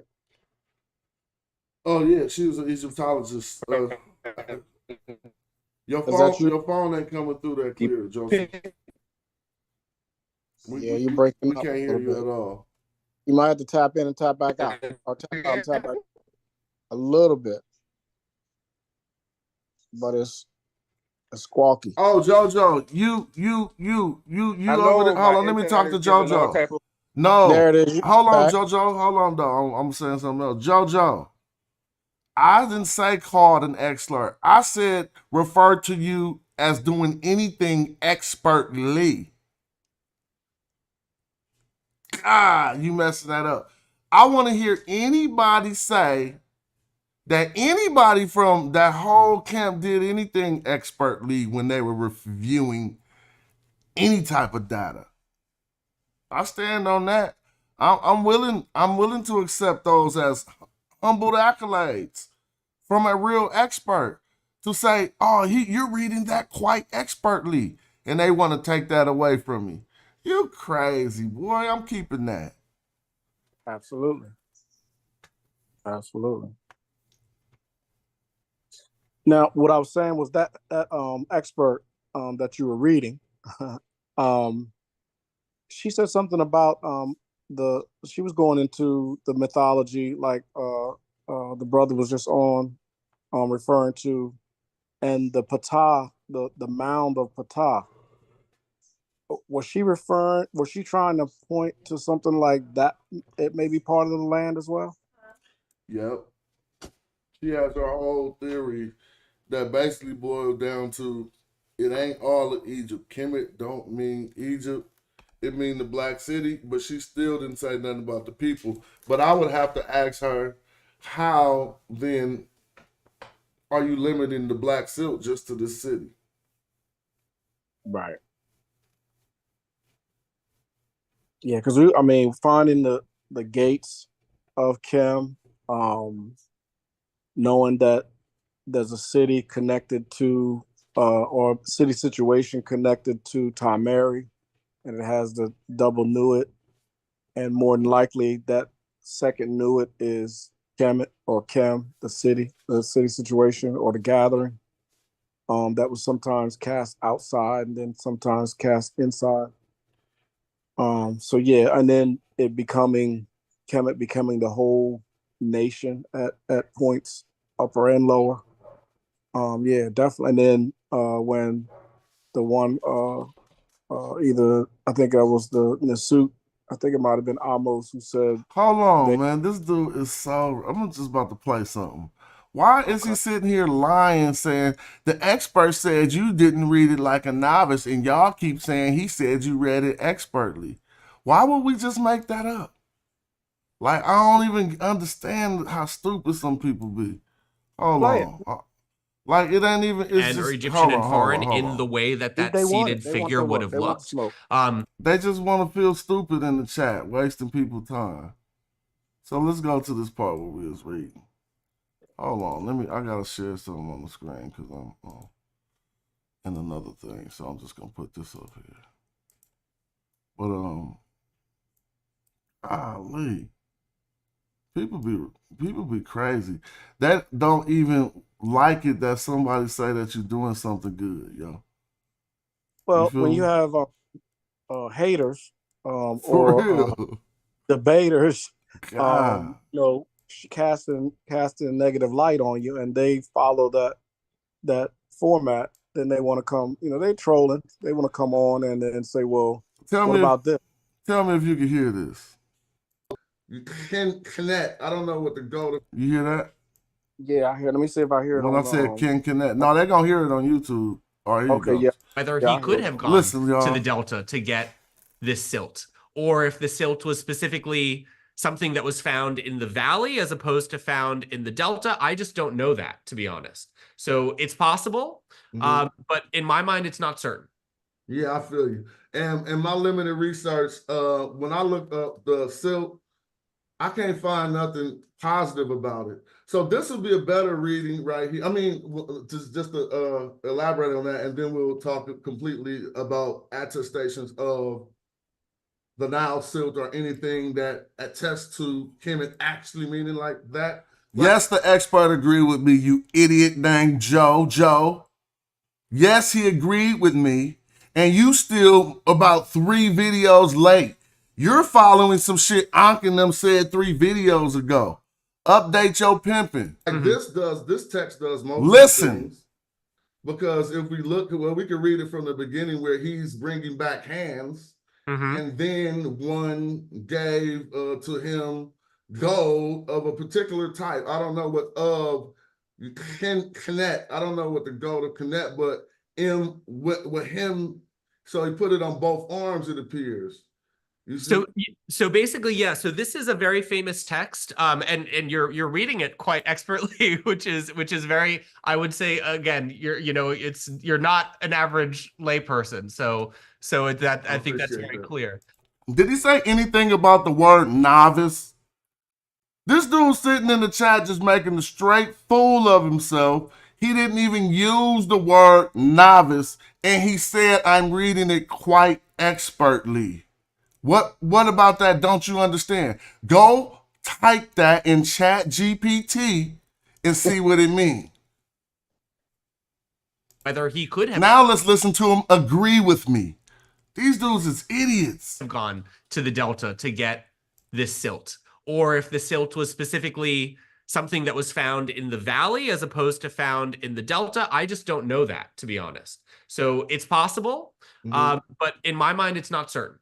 Yeah, I feel you. And in my limited research, when I looked up the silt, I can't find nothing positive about it. Now listen, let me start reading right here. I mean, just let's see if he said anything about novice and if he said I was reading expertly. Of the Nile silt or anything that attests to Kemet actually meaning like that. Like this text does multiple things. Because if we look, well, we can read it from the beginning where he's bringing back hands. And then Jojo, you gotta be dumb. You're about to be allowed to get popped in the chat. He said, yes, he said you're not a novice. No, he did not use those words. He said you're nothing like a layman. You don't even know what you're talking about. He said, you're nothing like a layman. And he said, you're reading quite expertly. I played it for you and you still saying you didn't hear it. That is what cognitive dissonance does. All right, so everyone else, I'm going to play this one more time. Put up a one in the chat if you hear him say quite expertly. Gave to him gold of a particular type. I don't know what of Kemet. I don't know what the gold of Kemet, but with him, so he put it on both arms, it appears. So basically, yeah. So this is a very famous text, and you're reading it quite expertly, which is. You didn't hear that? Oh, you didn't hear that. You didn't hear that. Let me play it again. Since he didn't hear it. Kemet. I don't know what the gold of Kemet, but with him. So he put it on both arms. Thanks for smoking that fool. So basically, yeah. So this is a very famous text, and you're reading it quite expertly, which is very. I would say again, you're not an average layperson. So I think that's very clear. All right, we done with dude. I just like killing trolls. Trolls can't live over here. I just stomp them out. Then I ain't got nothing to say no more. And they got smoke. I hope you got a good long 5-minute timeout. Sorry, y'all. Now we back to the Yeah. Y'all feel free to click the link, and he can click the link too. But he won't because that's somebody on a burner account acting like they ain't who they is. And the thing about it is they on other channels, and when you did the commentary on I think it was not your last show, but show before that, and you did the commentary over top of the video. I told you people was gonna, well, you knew it, and you said it's free information. They take clips and they expand, and they do extra commentary and say, no, he didn't say he was an expert. And they don't even talk about that. He said that you read expertly. He called himself an expert. Well, so they trying. I'm waiting. Let's go see what Kara Cooney called them. Kara Cooney was like, I can't say this any simpler. You need to go read this book. Have y'all heard a tall scholar tell me to go read something? Like I don't know what I'm talking about? Please. I start telling them what's in the book. Right. If I read it. If not, I'm gonna go read it. Yep.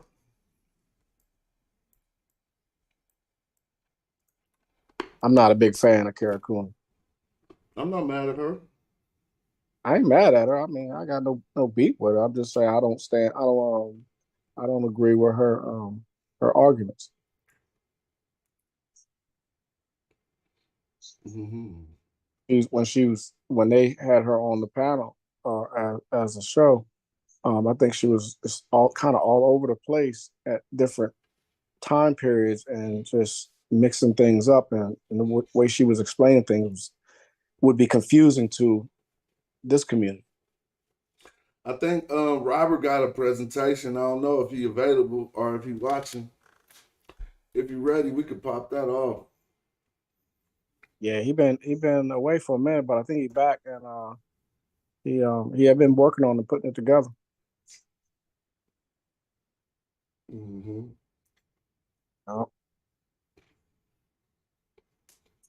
Yeah, because I know you probably didn't watch the show, the Skeptic show last night, but it was a rehashing of several clips from when y'all were on Sarnetta, you, Jabari. I can never remember the other brother from the continent. Sekou? Yeah, Sekou. When On came on the show, and you had read where Kara Cooney, no, whose book was that? Was it Cordilla? But Kara Cooney, yeah, Kara Cooney wrote the book, I believe, or was part of the book writing. And Unc used that as a source, which was referring to the alluvial soil and the demarcation, and then you went into the next paragraph to show where she was challenging. There are challenges to what she is leaning on, and he was saying that wasn't a challenge. Oh, for real? He still ain't read it? Damn. People straight. Y'all want to read it? Like, people still retarded, huh? I don't know what to say. Let me excuse my verbiage. Kemet stay winning. That's all it is. Kemet stay winning. Yeah. All I can say is cha-ching. Where my bookshelf go? They ain't gonna show me my bookshelf. Them views. Well, that's my other bookshelf. Yeah, I want to get back into what you. I know the hieratic. You and I would be struggling. I know you could work. No, not at all. I need nothing. I ain't ready for that. Okay. I'm trying to learn, but you know. But I know that I know we've seen that passage that on the that on passage. You've had that up before, and the Deshret. Yeah, you had the primaries up on that, or the transliteration or transcription, not transcription, where you had the actual meta, not the hieratic, but the meta netra. Of which one? Those two short that came from the book. Those two short phrases that came from the book. Oh yeah, I had that the Stella. Yeah, that just said Hathor or something of Jesheret, but it wasn't the one that said the red lands of On. We needed the one that said show the red lands of Heliopolis, but she's still showing that it exists.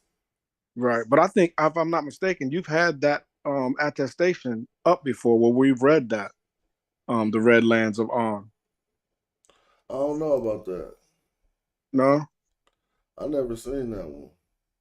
Okay. What about the one with the sun, with the beams coming down, where it said did that have Deshret in it?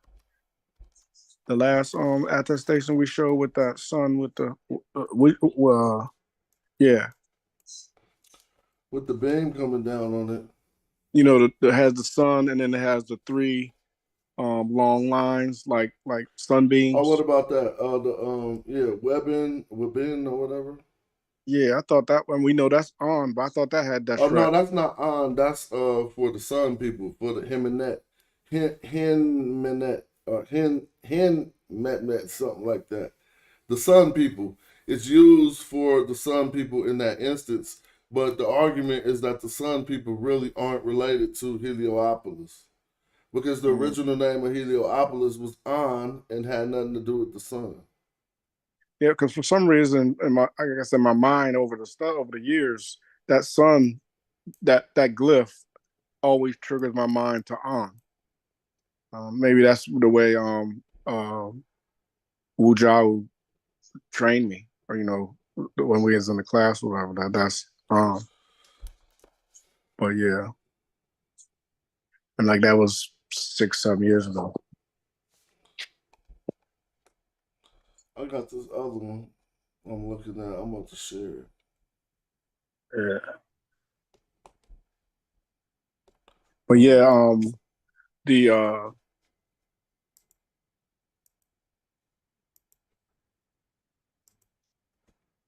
what? The hieratic is that's a different, for me. That's a different animal. I done missed both classes, so I'm falling behind. I got to get back in. How many classes have y'all had so far? I know we had the first one. I don't know, like 3 or 4. I'm not sure. Wow. I'm not sure. I'm falling. 2 or 3, 3 or 4. Yeah, I got to get the homework from last week. And then if anybody else is out there, y'all need to get on the Discord if y'all want to learn this information. I mean, it's not that hard. If you got time and you're interested in it, come on out. Come on out of the bushes, and you can join the chat. You can get on the panel. We can break these things down. You see, it's no danger over here. We're not trying to insult people, embarrass people. Man, this make me hella mad, dude. And to learn. Soon as I knew that was that, I had to look, and it really was that. That's why I gotta have more confidence to myself. That first, it got the N Kemet. What that Nascent? This N Kemet. Right. This is a Kim. And then The hieratic. what's this right here? What bird is that? The Where M bird. Is that an M bird and a T? No, that's not an M bird. Let's go down and look. of it, that right underneath of it is. Look. It 'Cause is you got an M that- bird. You're right. It was an M bird. I'm happy. Yeah. Cool. I was getting mad. Hey, somebody just tapped in. Who was that? That's Neil. What's up, Neil? What's up, family? Just learning. Peace to the fam. Peace. All right, so I'm about to just start highlighting what we could make out. Oh, if I snip it, that way we'll be able to. We're reading in this column top to bottom, obviously. But this is another instance where Kemet gotta be some people, and it don't make no sense to call it anything else. I'm about to show you as we make our way through it. First, I'm gonna snip it real quick. All right, Let me get my little cheat sheet out. So what? Let me get my little cheat sheet out. You know that the work that we broke things out so I can look at the what the characters are. Mm-hmm. No, I mean, I definitely can't do this without no cheat sheet. So I'm about to be referring back to the work that I got to help me read it. I can't read this out loud, but I can a little. I mean, you know, training wheels. So we know that's the N. Yep. Now, First letter. we should have knew that this was the Kim glyph, the I6 glyph, the Kim glyph, right? And then this is the M bird. Okay. Yeah, you got the This is the T. Yep. And this is the Niut sign. Now let's go back to the training wheels. Let me see. Where'd that book go? This dog outside barking. That book is online. That's why I saw it's right here. We can't hear it. I hear it, man. It's all in my. It's all. I gotta close my window. Hold on. So we found the Kemet, right? Let's go look. And let's analyze this for a minute. So we do know that that first stroke on top was an N. And it looked like this in the metal netcher. But that's what I was saying. We should have knew that that was the Kim glyph right there, like that. Right. Well, but like you said, training wheels. We still. Oh yeah, for real. I'm just saying it for me. We so used to the doggone crocodile tail or the coal. Looking at it like this, it's just gonna take time to register in the brain. So maybe if I start writing this symbol, like I need a calligraphy pen. Because if I write this symbol like 4 times, I'm automatically gonna remember. If I draw the M bird next to it, I will remember it when I see it. But that is, a rapper always. I mean, a rapper, y'all's memory is incredible. So yeah. Well, but that ain't got nothing to do with it. But that is true what you said. But at this point, it's the muscle memory that attaches to you writing something down. You're right. That's why teachers used to make us write lines and stuff. Yep. When you say things, I mean, you either say things or you do things over 10 times, it's supposed to register. But you being humble, you rappers have an affinity to memorization. It's something that clicks. Y'all's mind works, but when it comes to that art, y'all's mind works differently. You train yourself to do that. So by the time you hear my verse, I done said it 1,000 times.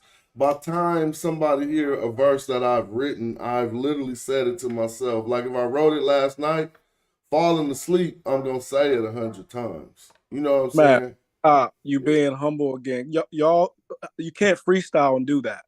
Yeah, that's true. The freestyle ain't memory too much, but I hear what you're saying. You're right. I hear what you're saying. You different when it comes to that. But anybody can train themselves to do that. But I hear what you're saying though. So what's the next term we see after the Kemet that we think we isolated? The new, well, we already did that. The T and the new symbol. Well, don't this look just like this but different? Look like what? Don't look at this symbol. I'm about to Yeah, show you. that's the T, right? No, this. Oh, the little thing. That's part of the M bird. Yeah, but it looked just like this. Am I wrong? It looked just like what? I just did it in yellow. Hold on, I'm gonna undo it. I'm doing it in yellow so you can follow me. Look, It's it not. looked just like this. Are you watching on the Zoom? I'm working on both now, but I Well, don't see watch no. on the Zoom. I'm feeling this in the. Oh, you don't see that? Oh, okay, I know why. That's me.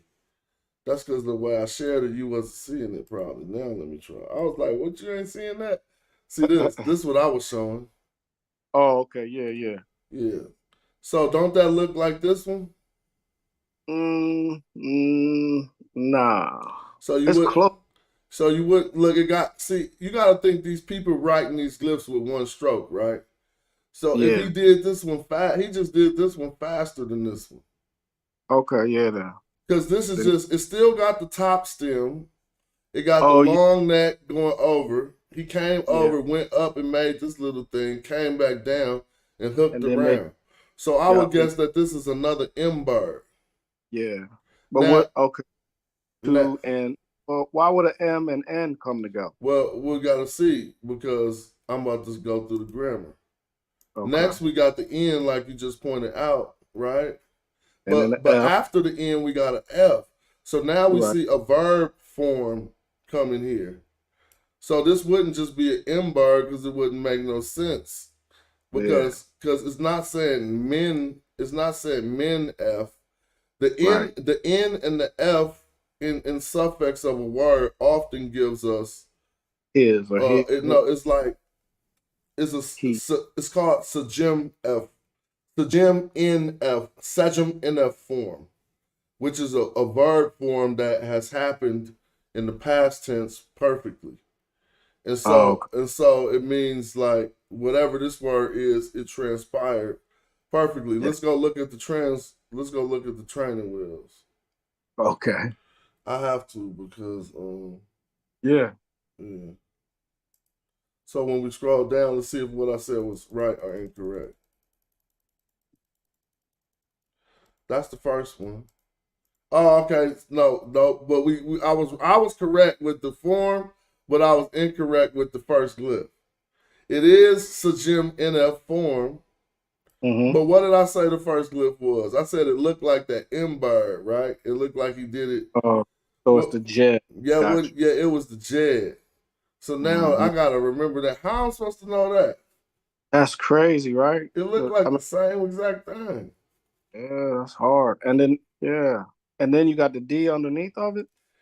So the D is part of it. You were 100% correct. So we were correct all the way from the N to the F, and it is such an NF form. So remember what I was saying? I should know this word. So that is how you're going to figure it out. The grammar is going to help us figure it out. Let me show you.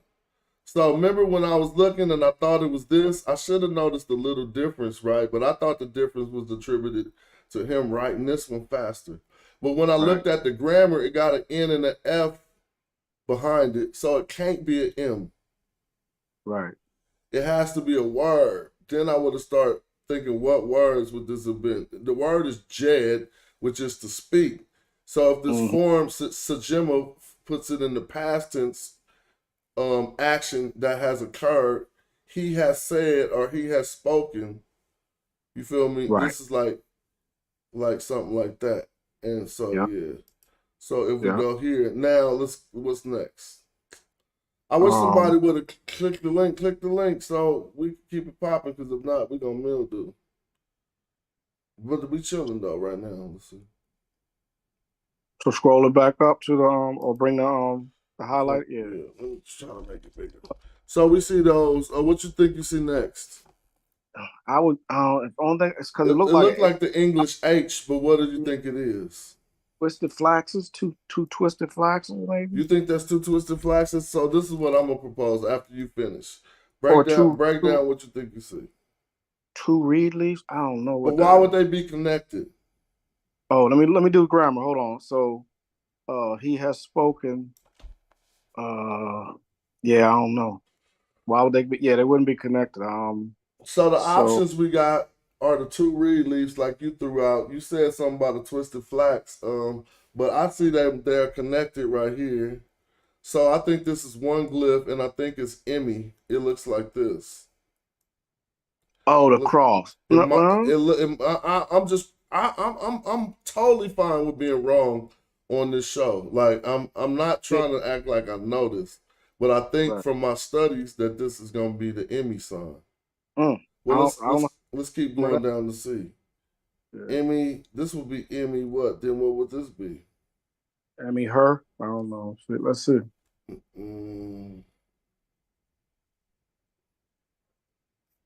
Let's see. Is that Emmy? You got I'm gonna just go down a little. Oh, double reed. No. So here we go. Not double reed leaves, but double soup plants.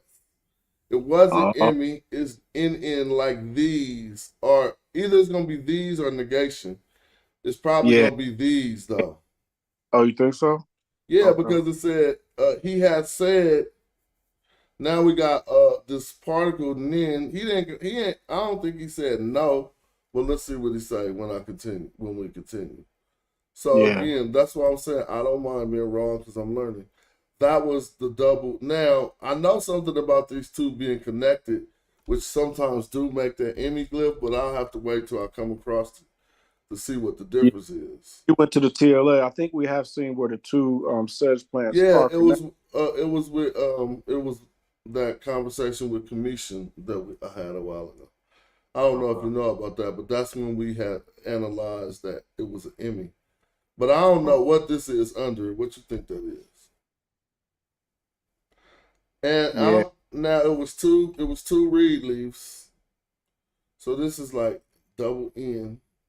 Which could what you said the reed leaf, the two sedge plants could be a negation, but you said not a negation, but then you said it could be what else? But it ain't normally really negation in the middle of a sentence. Right. So let me see. Let's go back to the book. So what else could it mean? These, those, something like that. Okay, Now, so all right, that or this. See, now it could be negation because the next is knowledge of him. This is rec to him. This is his knowledge, but this is still in the syngem NF form. So it isn't knowledge to him. It has to be past tense, and it has to be negation. So they have no. Well, this could be negation. I hope somebody in the chat is telling us. Now, because this rec means knowledge, right? And this is still the NF form. Right. So this has to be change knowledge into a verb. Knowing. Yeah. Now, the N could be of him. So this is negation. Not knowing of him. Right. That's what it seems like it said. Not known, but knowing of him. I don't think that's past. I don't think that's the right form. Somebody would fix it for me. And they would just say a different word, like no knowledge. No, it has to be a verb, and it's knowledge. Mm-hmm. Yeah. I think the next part will help us. Now, if somebody said this knowledge, the knowing of him, I'm gonna try it both ways. Caddy. So we got Caddy, which is another abstract. Oh, this is plans. CAD are plans, and this is my plans. So this is negation. This is like he didn't know my plans. But let's go look it in the dictionary. Yeah, I think that's right. But let's go look it in the dictionary. CAD, KD is gonna be KD. These should be like plans. It didn't pop up KD. Let me try QD. Let me go back and look again. Because man can't know the plans of. All right, see this CAD right here? Okay, let me see me CAD, like every respect. But I want to see if it's going to be plans. Me CAD. No, hold on. I got to go back and look.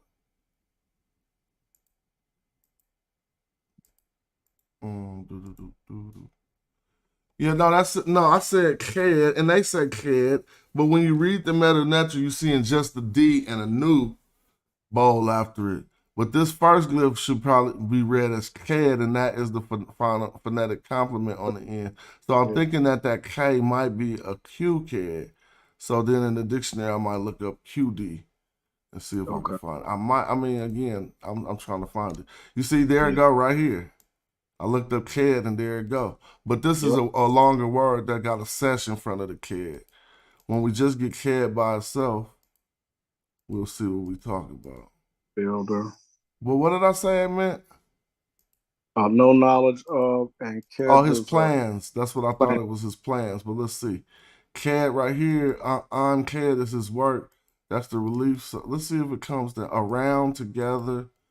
It don't say MCAD, do it say? It don't say MCAD, do it say? No. Oh, let's see. Nope, it is RDNF caddy. My plans. But here's something. Let's see what this CAD is. I'm gonna find it. It's 70 of them in here. All right, look. All right, so CAD right here is his form, his nature, his character, his disposition, and his extent. So they didn't have no knowledge of his reputation. Well, or knowledge of him. Let me see. They didn't know about me, you know what I'm saying? My form, my nature, my reputation. Here is definitely a CAD. They can't see him. They ain't know nothing about, they didn't know. They can't see him. But this is a different CAD right here. But you're 100% right, Muntu. See how he's saying to build or to fashion? But then they giving us this loose papyrus roll. Let's go back to what we looking at. And we see, okay. Well, of my buildings, I still don't think it's my buildings though. But you are 100% right what he was saying right there. Because of the knowledge, they had no knowledge of the things I built. Could be. It could be. And we would have to look. Things I built, yeah. It says CAD-E. Since CAD is a form and a nature and a reputation. Yeah, that's the exact. That's the bilaterals and the literals. Uniliterals. It seemed like he's saying they didn't know about me. But I mean, you know, we each have to do this homework and turn it back in with our translation. So but we came across this word before, and so right now it's either what he said, the build. They had no knowledge of, because it doesn't say these. It doesn't say these knowing to him. Yeah, so it says they had no knowledge of something he built. Maybe either things he built or my works, like, you know what I'm saying, or his reputation. Now look, it's going on to say Sajim. Here goes Sajim NF right here. So this is the term that created this verb. I mean, that they named this verb form after. This means to hear, right? But you got to make it into a verb. So now it's hearing. But since it's in Sajim NF form, you see, this is what I've been saying the whole time, this transliteration. Right. Since it's in Sajim NF form, it happened in the past tense, and the action is complete. So it's like he has heard. Feel me? It's something like he has heard, or whichever we could come up past and complete. Now they say in Kemet, and they got, but why did they messed up right here? They put an N instead of a M. Nah. But Sajim NF.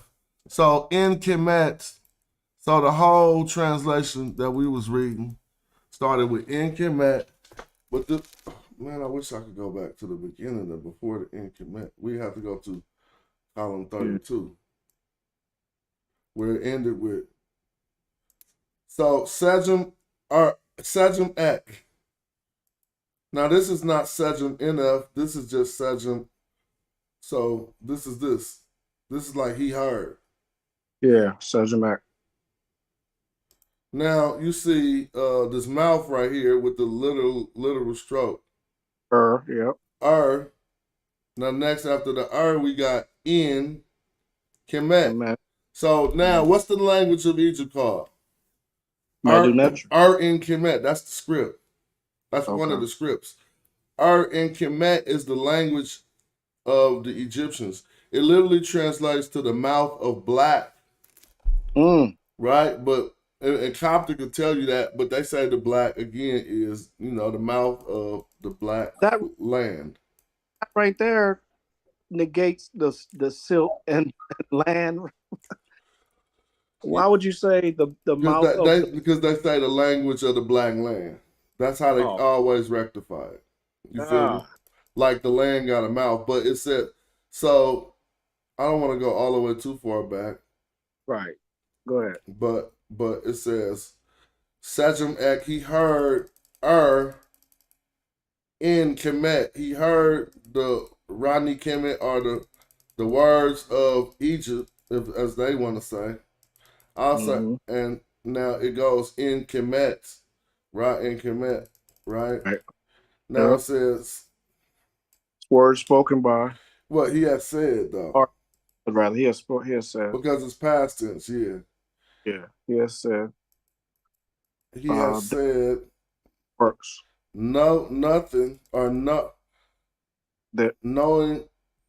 Nothing is known to him of my works, of my build, just like Mantu said, of my works. So he kind of said he don't know nothing of what I've done, or if Ked is going to be a different word, that he don't know about my reputation.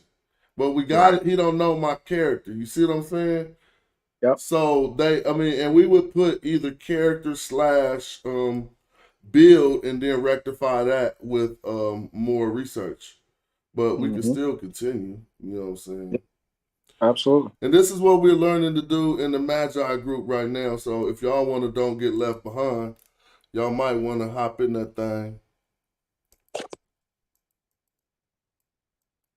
So what we have in here? What did we leave that at? What happened last? My plans or something. I mean, my plans or my reputation. Yep. So we got another Sejum NF. Now I don't know how I would have knew this was an ear in Hieratic. I would have known that this was a bird again, and I would have seen the NF. So I would have knew it was something with ends with an M, and then we got the NF. I would have knew the verb form, but I would not have known. I would have thought this was the aha hand holding the shield. So I'm training myself. See, I didn't even know that was an ear in the Medu-Neter, in the priestly writing. But to the right, this is a calf's ear right here. Okay, I'm gonna have to lock that in. Yeah, I know now. So when you hear it, it is S. They messed up right here, but they didn't mess up over here. SDM, SDJM, Sejum. Right. Yeah. And this is an N and the F, and the verb form is, or the form is called Sejum NF. So would it be he hears or he has heard? It's let's go over it for the fun of it with JP Allen. It's gonna be always past tense, right? And however you form it, you're gonna form it in the past tense, and then you're gonna form it as if the action was complete. So I'm gonna say SD. So if I say that, I'll let you form it. So if it has to do with hearing and it happened in the past tense and the action is complete, how would you say that? How would you translate that? He heard. Yep, yep, exactly. And it's like he has heard. So here's the Sejum in a form by a real scholar, and I'll just read it, and it'll be a lot better than how I was just kind of doing it. Definition. The English perfect is a verb form used to express completed action. See, I don't think I was saying perfect. I just was saying complete. I might have said that once or twice.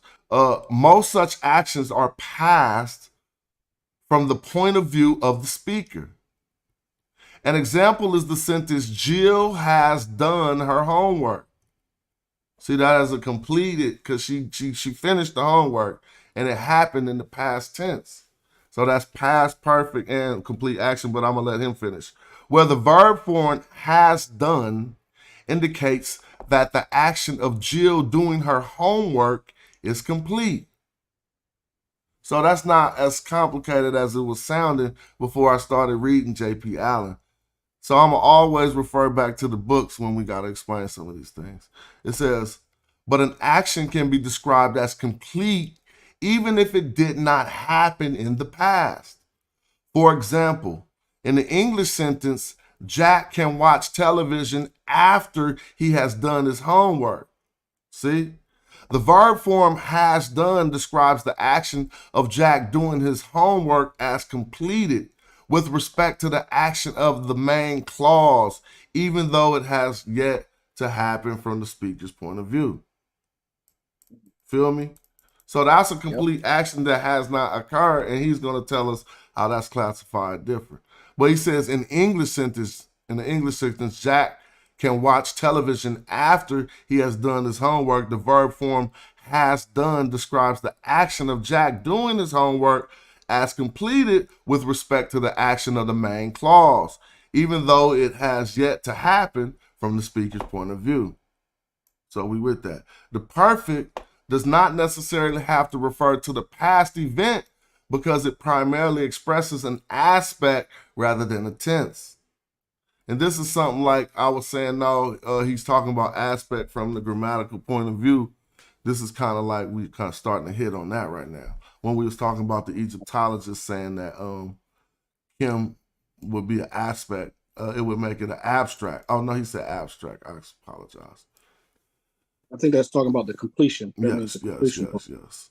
As such, it is different from the past tense, which always describes past action. For example, the sentence, Jack did his homework, can only refer to a past event, not one that is yet to happen. In Middle Egyptian, Sijim Nf is similar to the English perfect. It basically describes completed action and is an aspect, not a tense. In English, the perfect has to be marked for tense, like most English verb forms, either as a present perfect has done, or the past perfect had done, or the future perfect will have done. It says the Sijim Nf, however, expresses only aspect, not tense. For that reason, it is translated only by the English present perfect. And I think that's the one we was doing, but I thought it was past perfect. But let's hear present perfect, but sometimes by the other perfect forms. Okay, cool. Or even by non-perfect verb forms, depending on how it is used. Great. I was about to say. So you do use some of the other perfect forms, and we're about to see.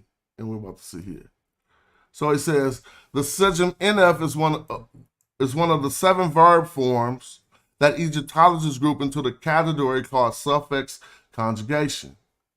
Although the 7 forms all have different meanings and uses, they behave alike with regard to their subject and the word order of the clauses they're used in. Verb forms of the suffix conjugation can have a noun or noun phrase or pronoun as a subject, and this always follows the verb itself.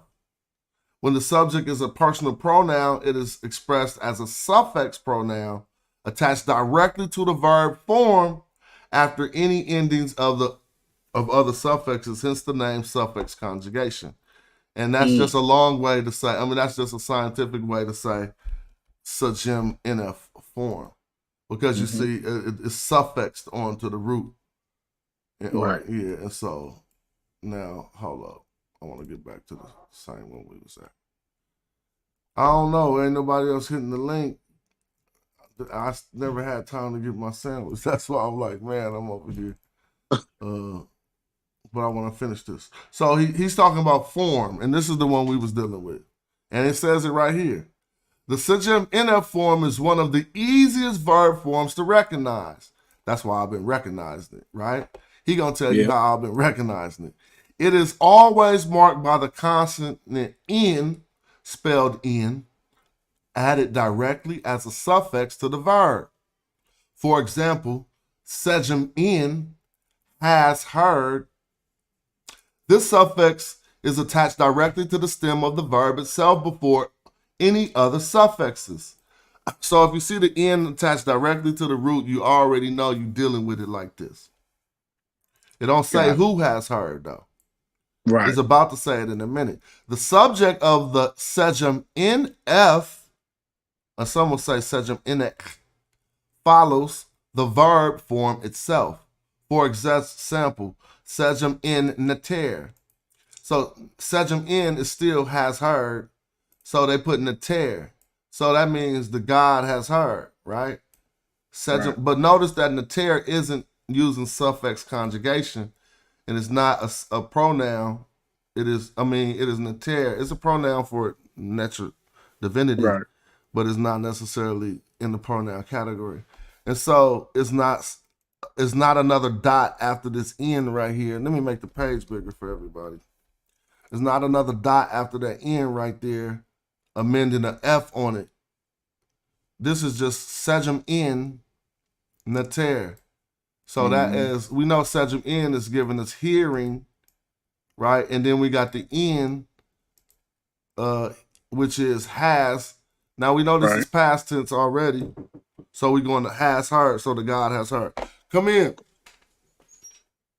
You know what? I never really understood or got taught. Are you right by yourself?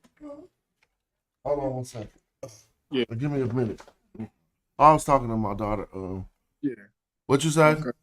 I was saying, you know what? I never really learned or I never really got taught that.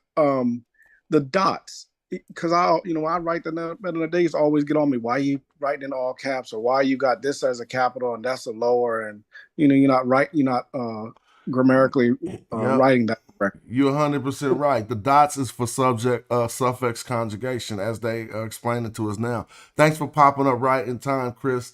And so, as you see, the one that we're dealing with in the text, we translated properly, and you did that on your own recognizance, Shimsu, because you said he has heard, correct? Mm-hmm.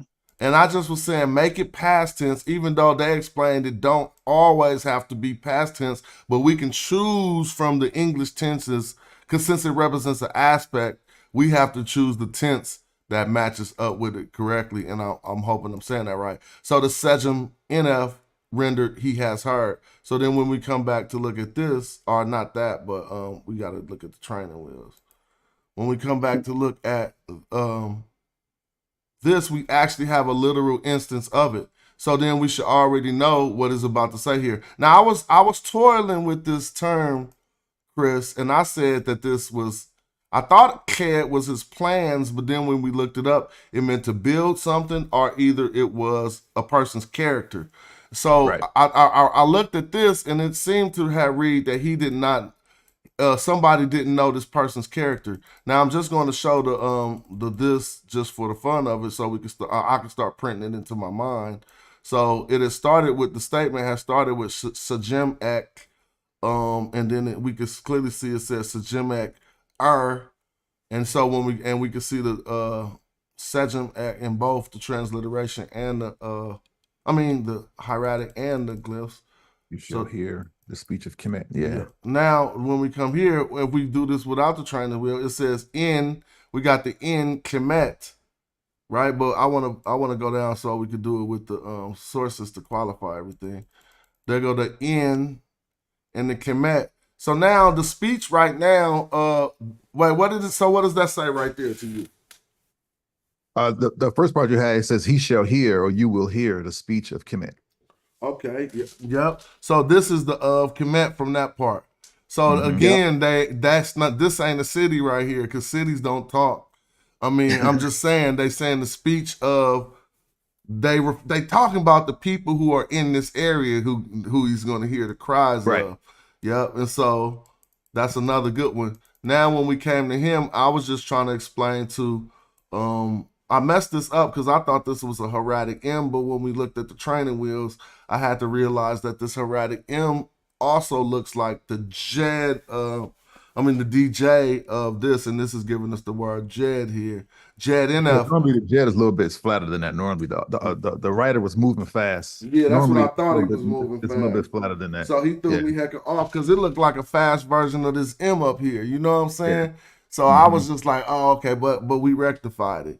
But still, what I was telling Shimsu is how the grammar is helping me, even though I don't know certain words, because I see the NF, and so I know that this is in. We see the suffix conjugation that we was just talking about. So then we know that this possibly is a verb up here, not just one letter M like I thought it was, right? Or a word, I should say, not necessarily a verb. Right. And now in this form, it's used in its verb state. So, because the talk ain't necessarily a verb. I mean, words are well, speak ain't a verb. Wait, is speak a verb? Yep. Is everything related to talking a verb? It is, or it could be nominalized, made into a noun, but in this case, the verb jed is a verb. Yep. So it's working out. I thought I was trying to debunk myself, but it is a verb. So then, and if we just think about what we said in J.P. Allen, if it's a verb and this action was completed and we're gonna choose the tense that's matching this, then this is like he has heard or he has said. All right, he has spoken or he has said. Yeah, he said or he has said. Yeah. Yep. And so now the only reason I'm saying has with the, because if you put Jed F, that'll be he said, right? Right. He says or he shall say. Yeah. Oh, okay. So if it's Jed F, it could be going to happen. If it ain't has an aspect of future, it can be translated future also, a Jed F form or a Jed F form. Yeah, word up. So I'll be messing that up a lot.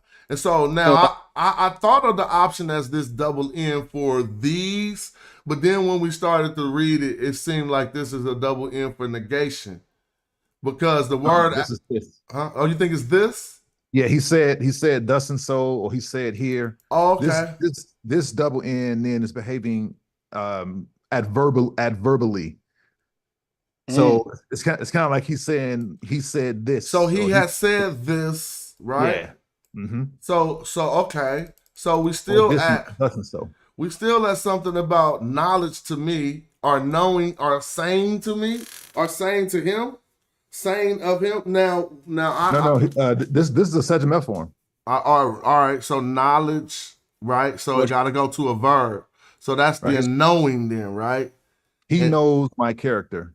So that's kind of like what I said at first. Mm-hmm. But I thought he didn't know his character because I've seen these double N's. You feel me? Right. So this normally the double N normally is either the wave of water or the arms. You normally don't see the two suit plants used for negation. Okay. So if it's it might be some obscure text, you know how it is, right? But normally the suit plants together, are either demonstratives. It's gonna be this, these, though, or I mean something like in that respect, right? Yeah, here too, something like that. Yeah. Either, it can mean either too. Okay, so that ain't negations, but we still worked out that. Now you say he didn't know. Wait, so he did know. I mean, yes. So make that knew, makes sense. So he just read it. Go ahead again. I'll make it smaller. Which one? I mean, he just said make the whole thing make sense. Well, he said, well. He said this. Yeah. He said this. He knows my character. Okay. Right. Knowledge, like, so remember knows is matching the Sejam in that form. Yeah, or unless you want to say he knew. What is knowledgeable? Is that a verb? Yeah, the verb rech means to know. No, I'm saying knowledgeable. That word. What that is that an action? Being knowledgeable would be if someone is knowledgeable, in that case it would be behaving as a noun. Okay. Right. So a person is knowledgeable in the rap game. That means they're yeah. So how do we make this a verb? Knowledge, knowing. Well, the verb to know, yeah. So if you look at it, the rest he's knowing. He knows. Knows is a verb. Then it has to be right. So this would be completed action. So it would be like he knew. Yeah. Okay. Yeah. He knew. Yep. He knew my character. Yep. That's wonderful. I mean, to say he have known or he have know sounds weird in English. I guess you could write it that way, but it would sound funny. Now, again, so anybody who's following this lesson, this is a repeat theme, and this is why I think this is Moller's, Moller's work. So if anybody wants to I'm tripping. I'm gonna press pause for a minute. I gotta see my daughter out. Hold on 1 second. Yeah. Cool. So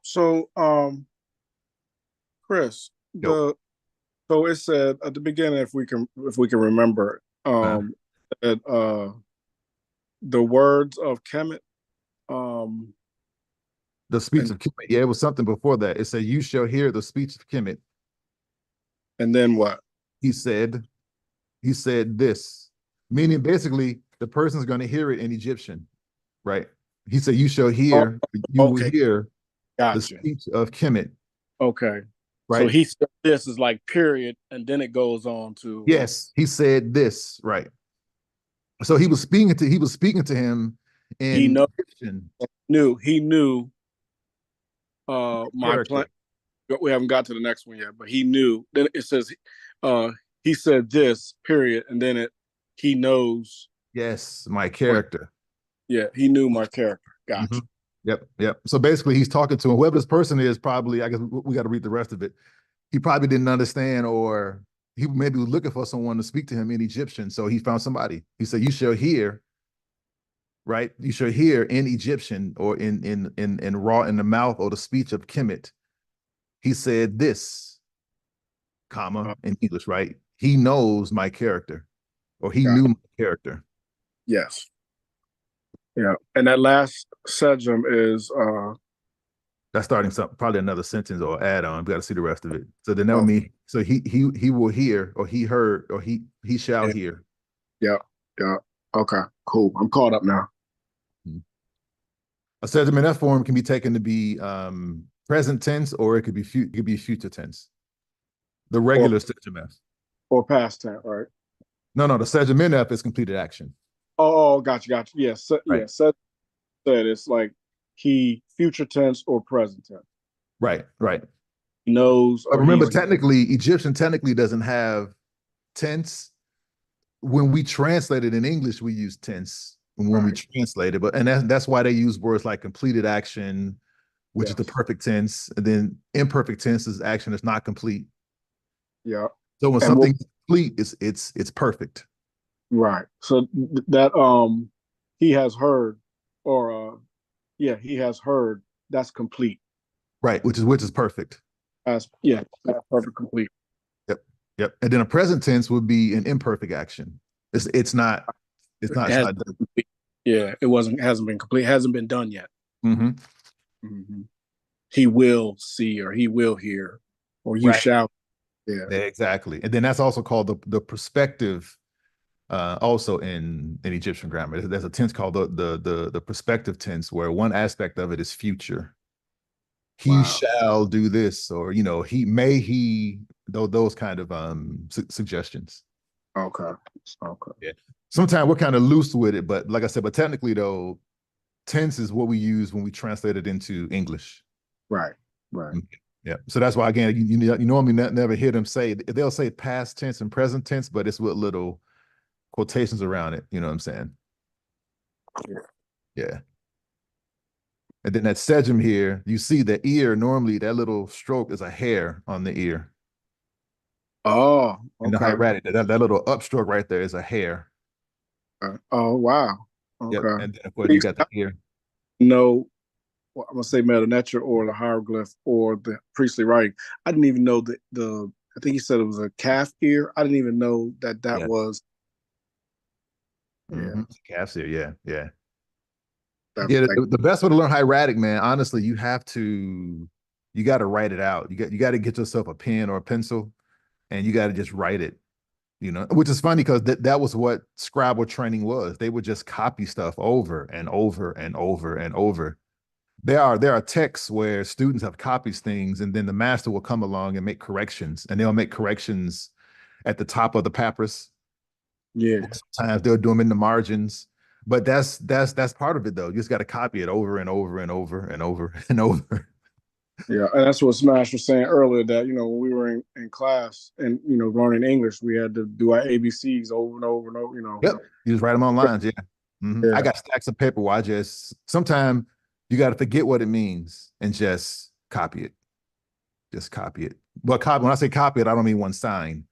copy the word. So you'll see this word Sejum over here, right? Just get your paper and your quill, your pen, and just write Sejum. Yeah. Sejum NF. And then what happened is you start recognizing different handwriting forms of it, because some people may ligature it a little bit different. Like, for example, if you look at the NF, right? On this, sometimes the horned viper may be a little bit more horizontal, but this person made it a little bit more vertical, right? And the wave of water, look at how long that bottom stroke is. Sometimes people don't write it that long, right? And then look at the claw on the M owl, that claw that comes down. Yeah, So, yeah, again, that's crazy. Sometimes people don't make it that long. So, but if you write it a couple of hundred times, then you get used to it. You get so lax and just it's almost like write your name. You get to it's handwriting, man, and that's why hieratic can be potentially very difficult, because literally, you're reading someone's handwriting, and some scribes, like some people, have perfect handwriting, and then some scribes don't. My wife is like that. I wish I could still write like she writes.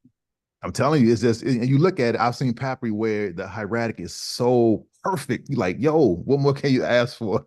This scribe clearly was about that art. You know what I'm saying? Yeah. They were about that art. Yeah. So are you still like studying hard in the grammar? Well, yes and no. I've kind of moved on from it insofar as, man, I'm in text now. I've read The Capture of Joppa. I'm now reading The Quarrels of Apepi and Second Ra. Yeah, I got 2 Books of the Dead under my belt, complete Books of the Dead under my belt. So yeah, I've been in deep water. So you're able to pick up the text, read it, whether it's hieratic or meta nature, or would you say it was called MN? Well, that's the speech. The writing is sesh medu neche. So is what we're reading. Yeah, sesh medu neche is what we're looking at here. The writing part. So you can just pick up those texts and just start reading them like we pick up an English, English book out of the library and start reading. Pretty much. I'm still kind of bound to a period, meaning that I was reading a version. Matter of fact, me and the group were just finishing up the story of Horus and Set. And this scribe, I've seen better versions of it, but I'm kind of struggling because this scribe, I don't know if he was a younger scribe who wrote it, but yeah, man, some of it is tough going because you find grammatical errors, and because we're on this end of history, when we're reading it, we're looking at it from the standpoint of the grammar that we know, but we're like, wait a minute, that shouldn't be that. But then sometimes you don't want to second guess it, but come to find out, the scribes make mistakes. Yeah, and supposedly they weren't supposed, they were not supposed to make mistakes. Yeah, I mean, but someone's over. copying a text, it's bound to happen. Yeah. Now, when I say mistakes, normally the mistakes are more morphological mistakes, not necessarily grammatical mistakes. A lot of times, like they'll spell words wrong, or they'll use the wrong preposition. And I've seen something called dittograph, where a scribe will copy something twice, and you kind of have to sometimes leave it alone and just read farther down to see the correction sometimes. Wow. Yeah. We're looking at those texts as primaries. And she said, she's leaving. She just left.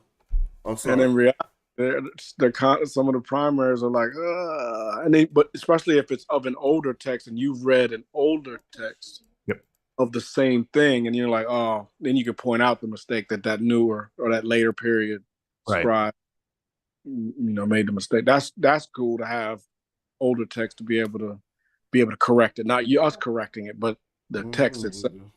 Right. I mean, I've done that with some Books of the Dead. Like, for example, when translating a Book of the Dead, you cannot use just one copy. You got to take different versions, from that same period, cross-check. Because I'm telling you, if you just use one version, man, it'd drive you crazy.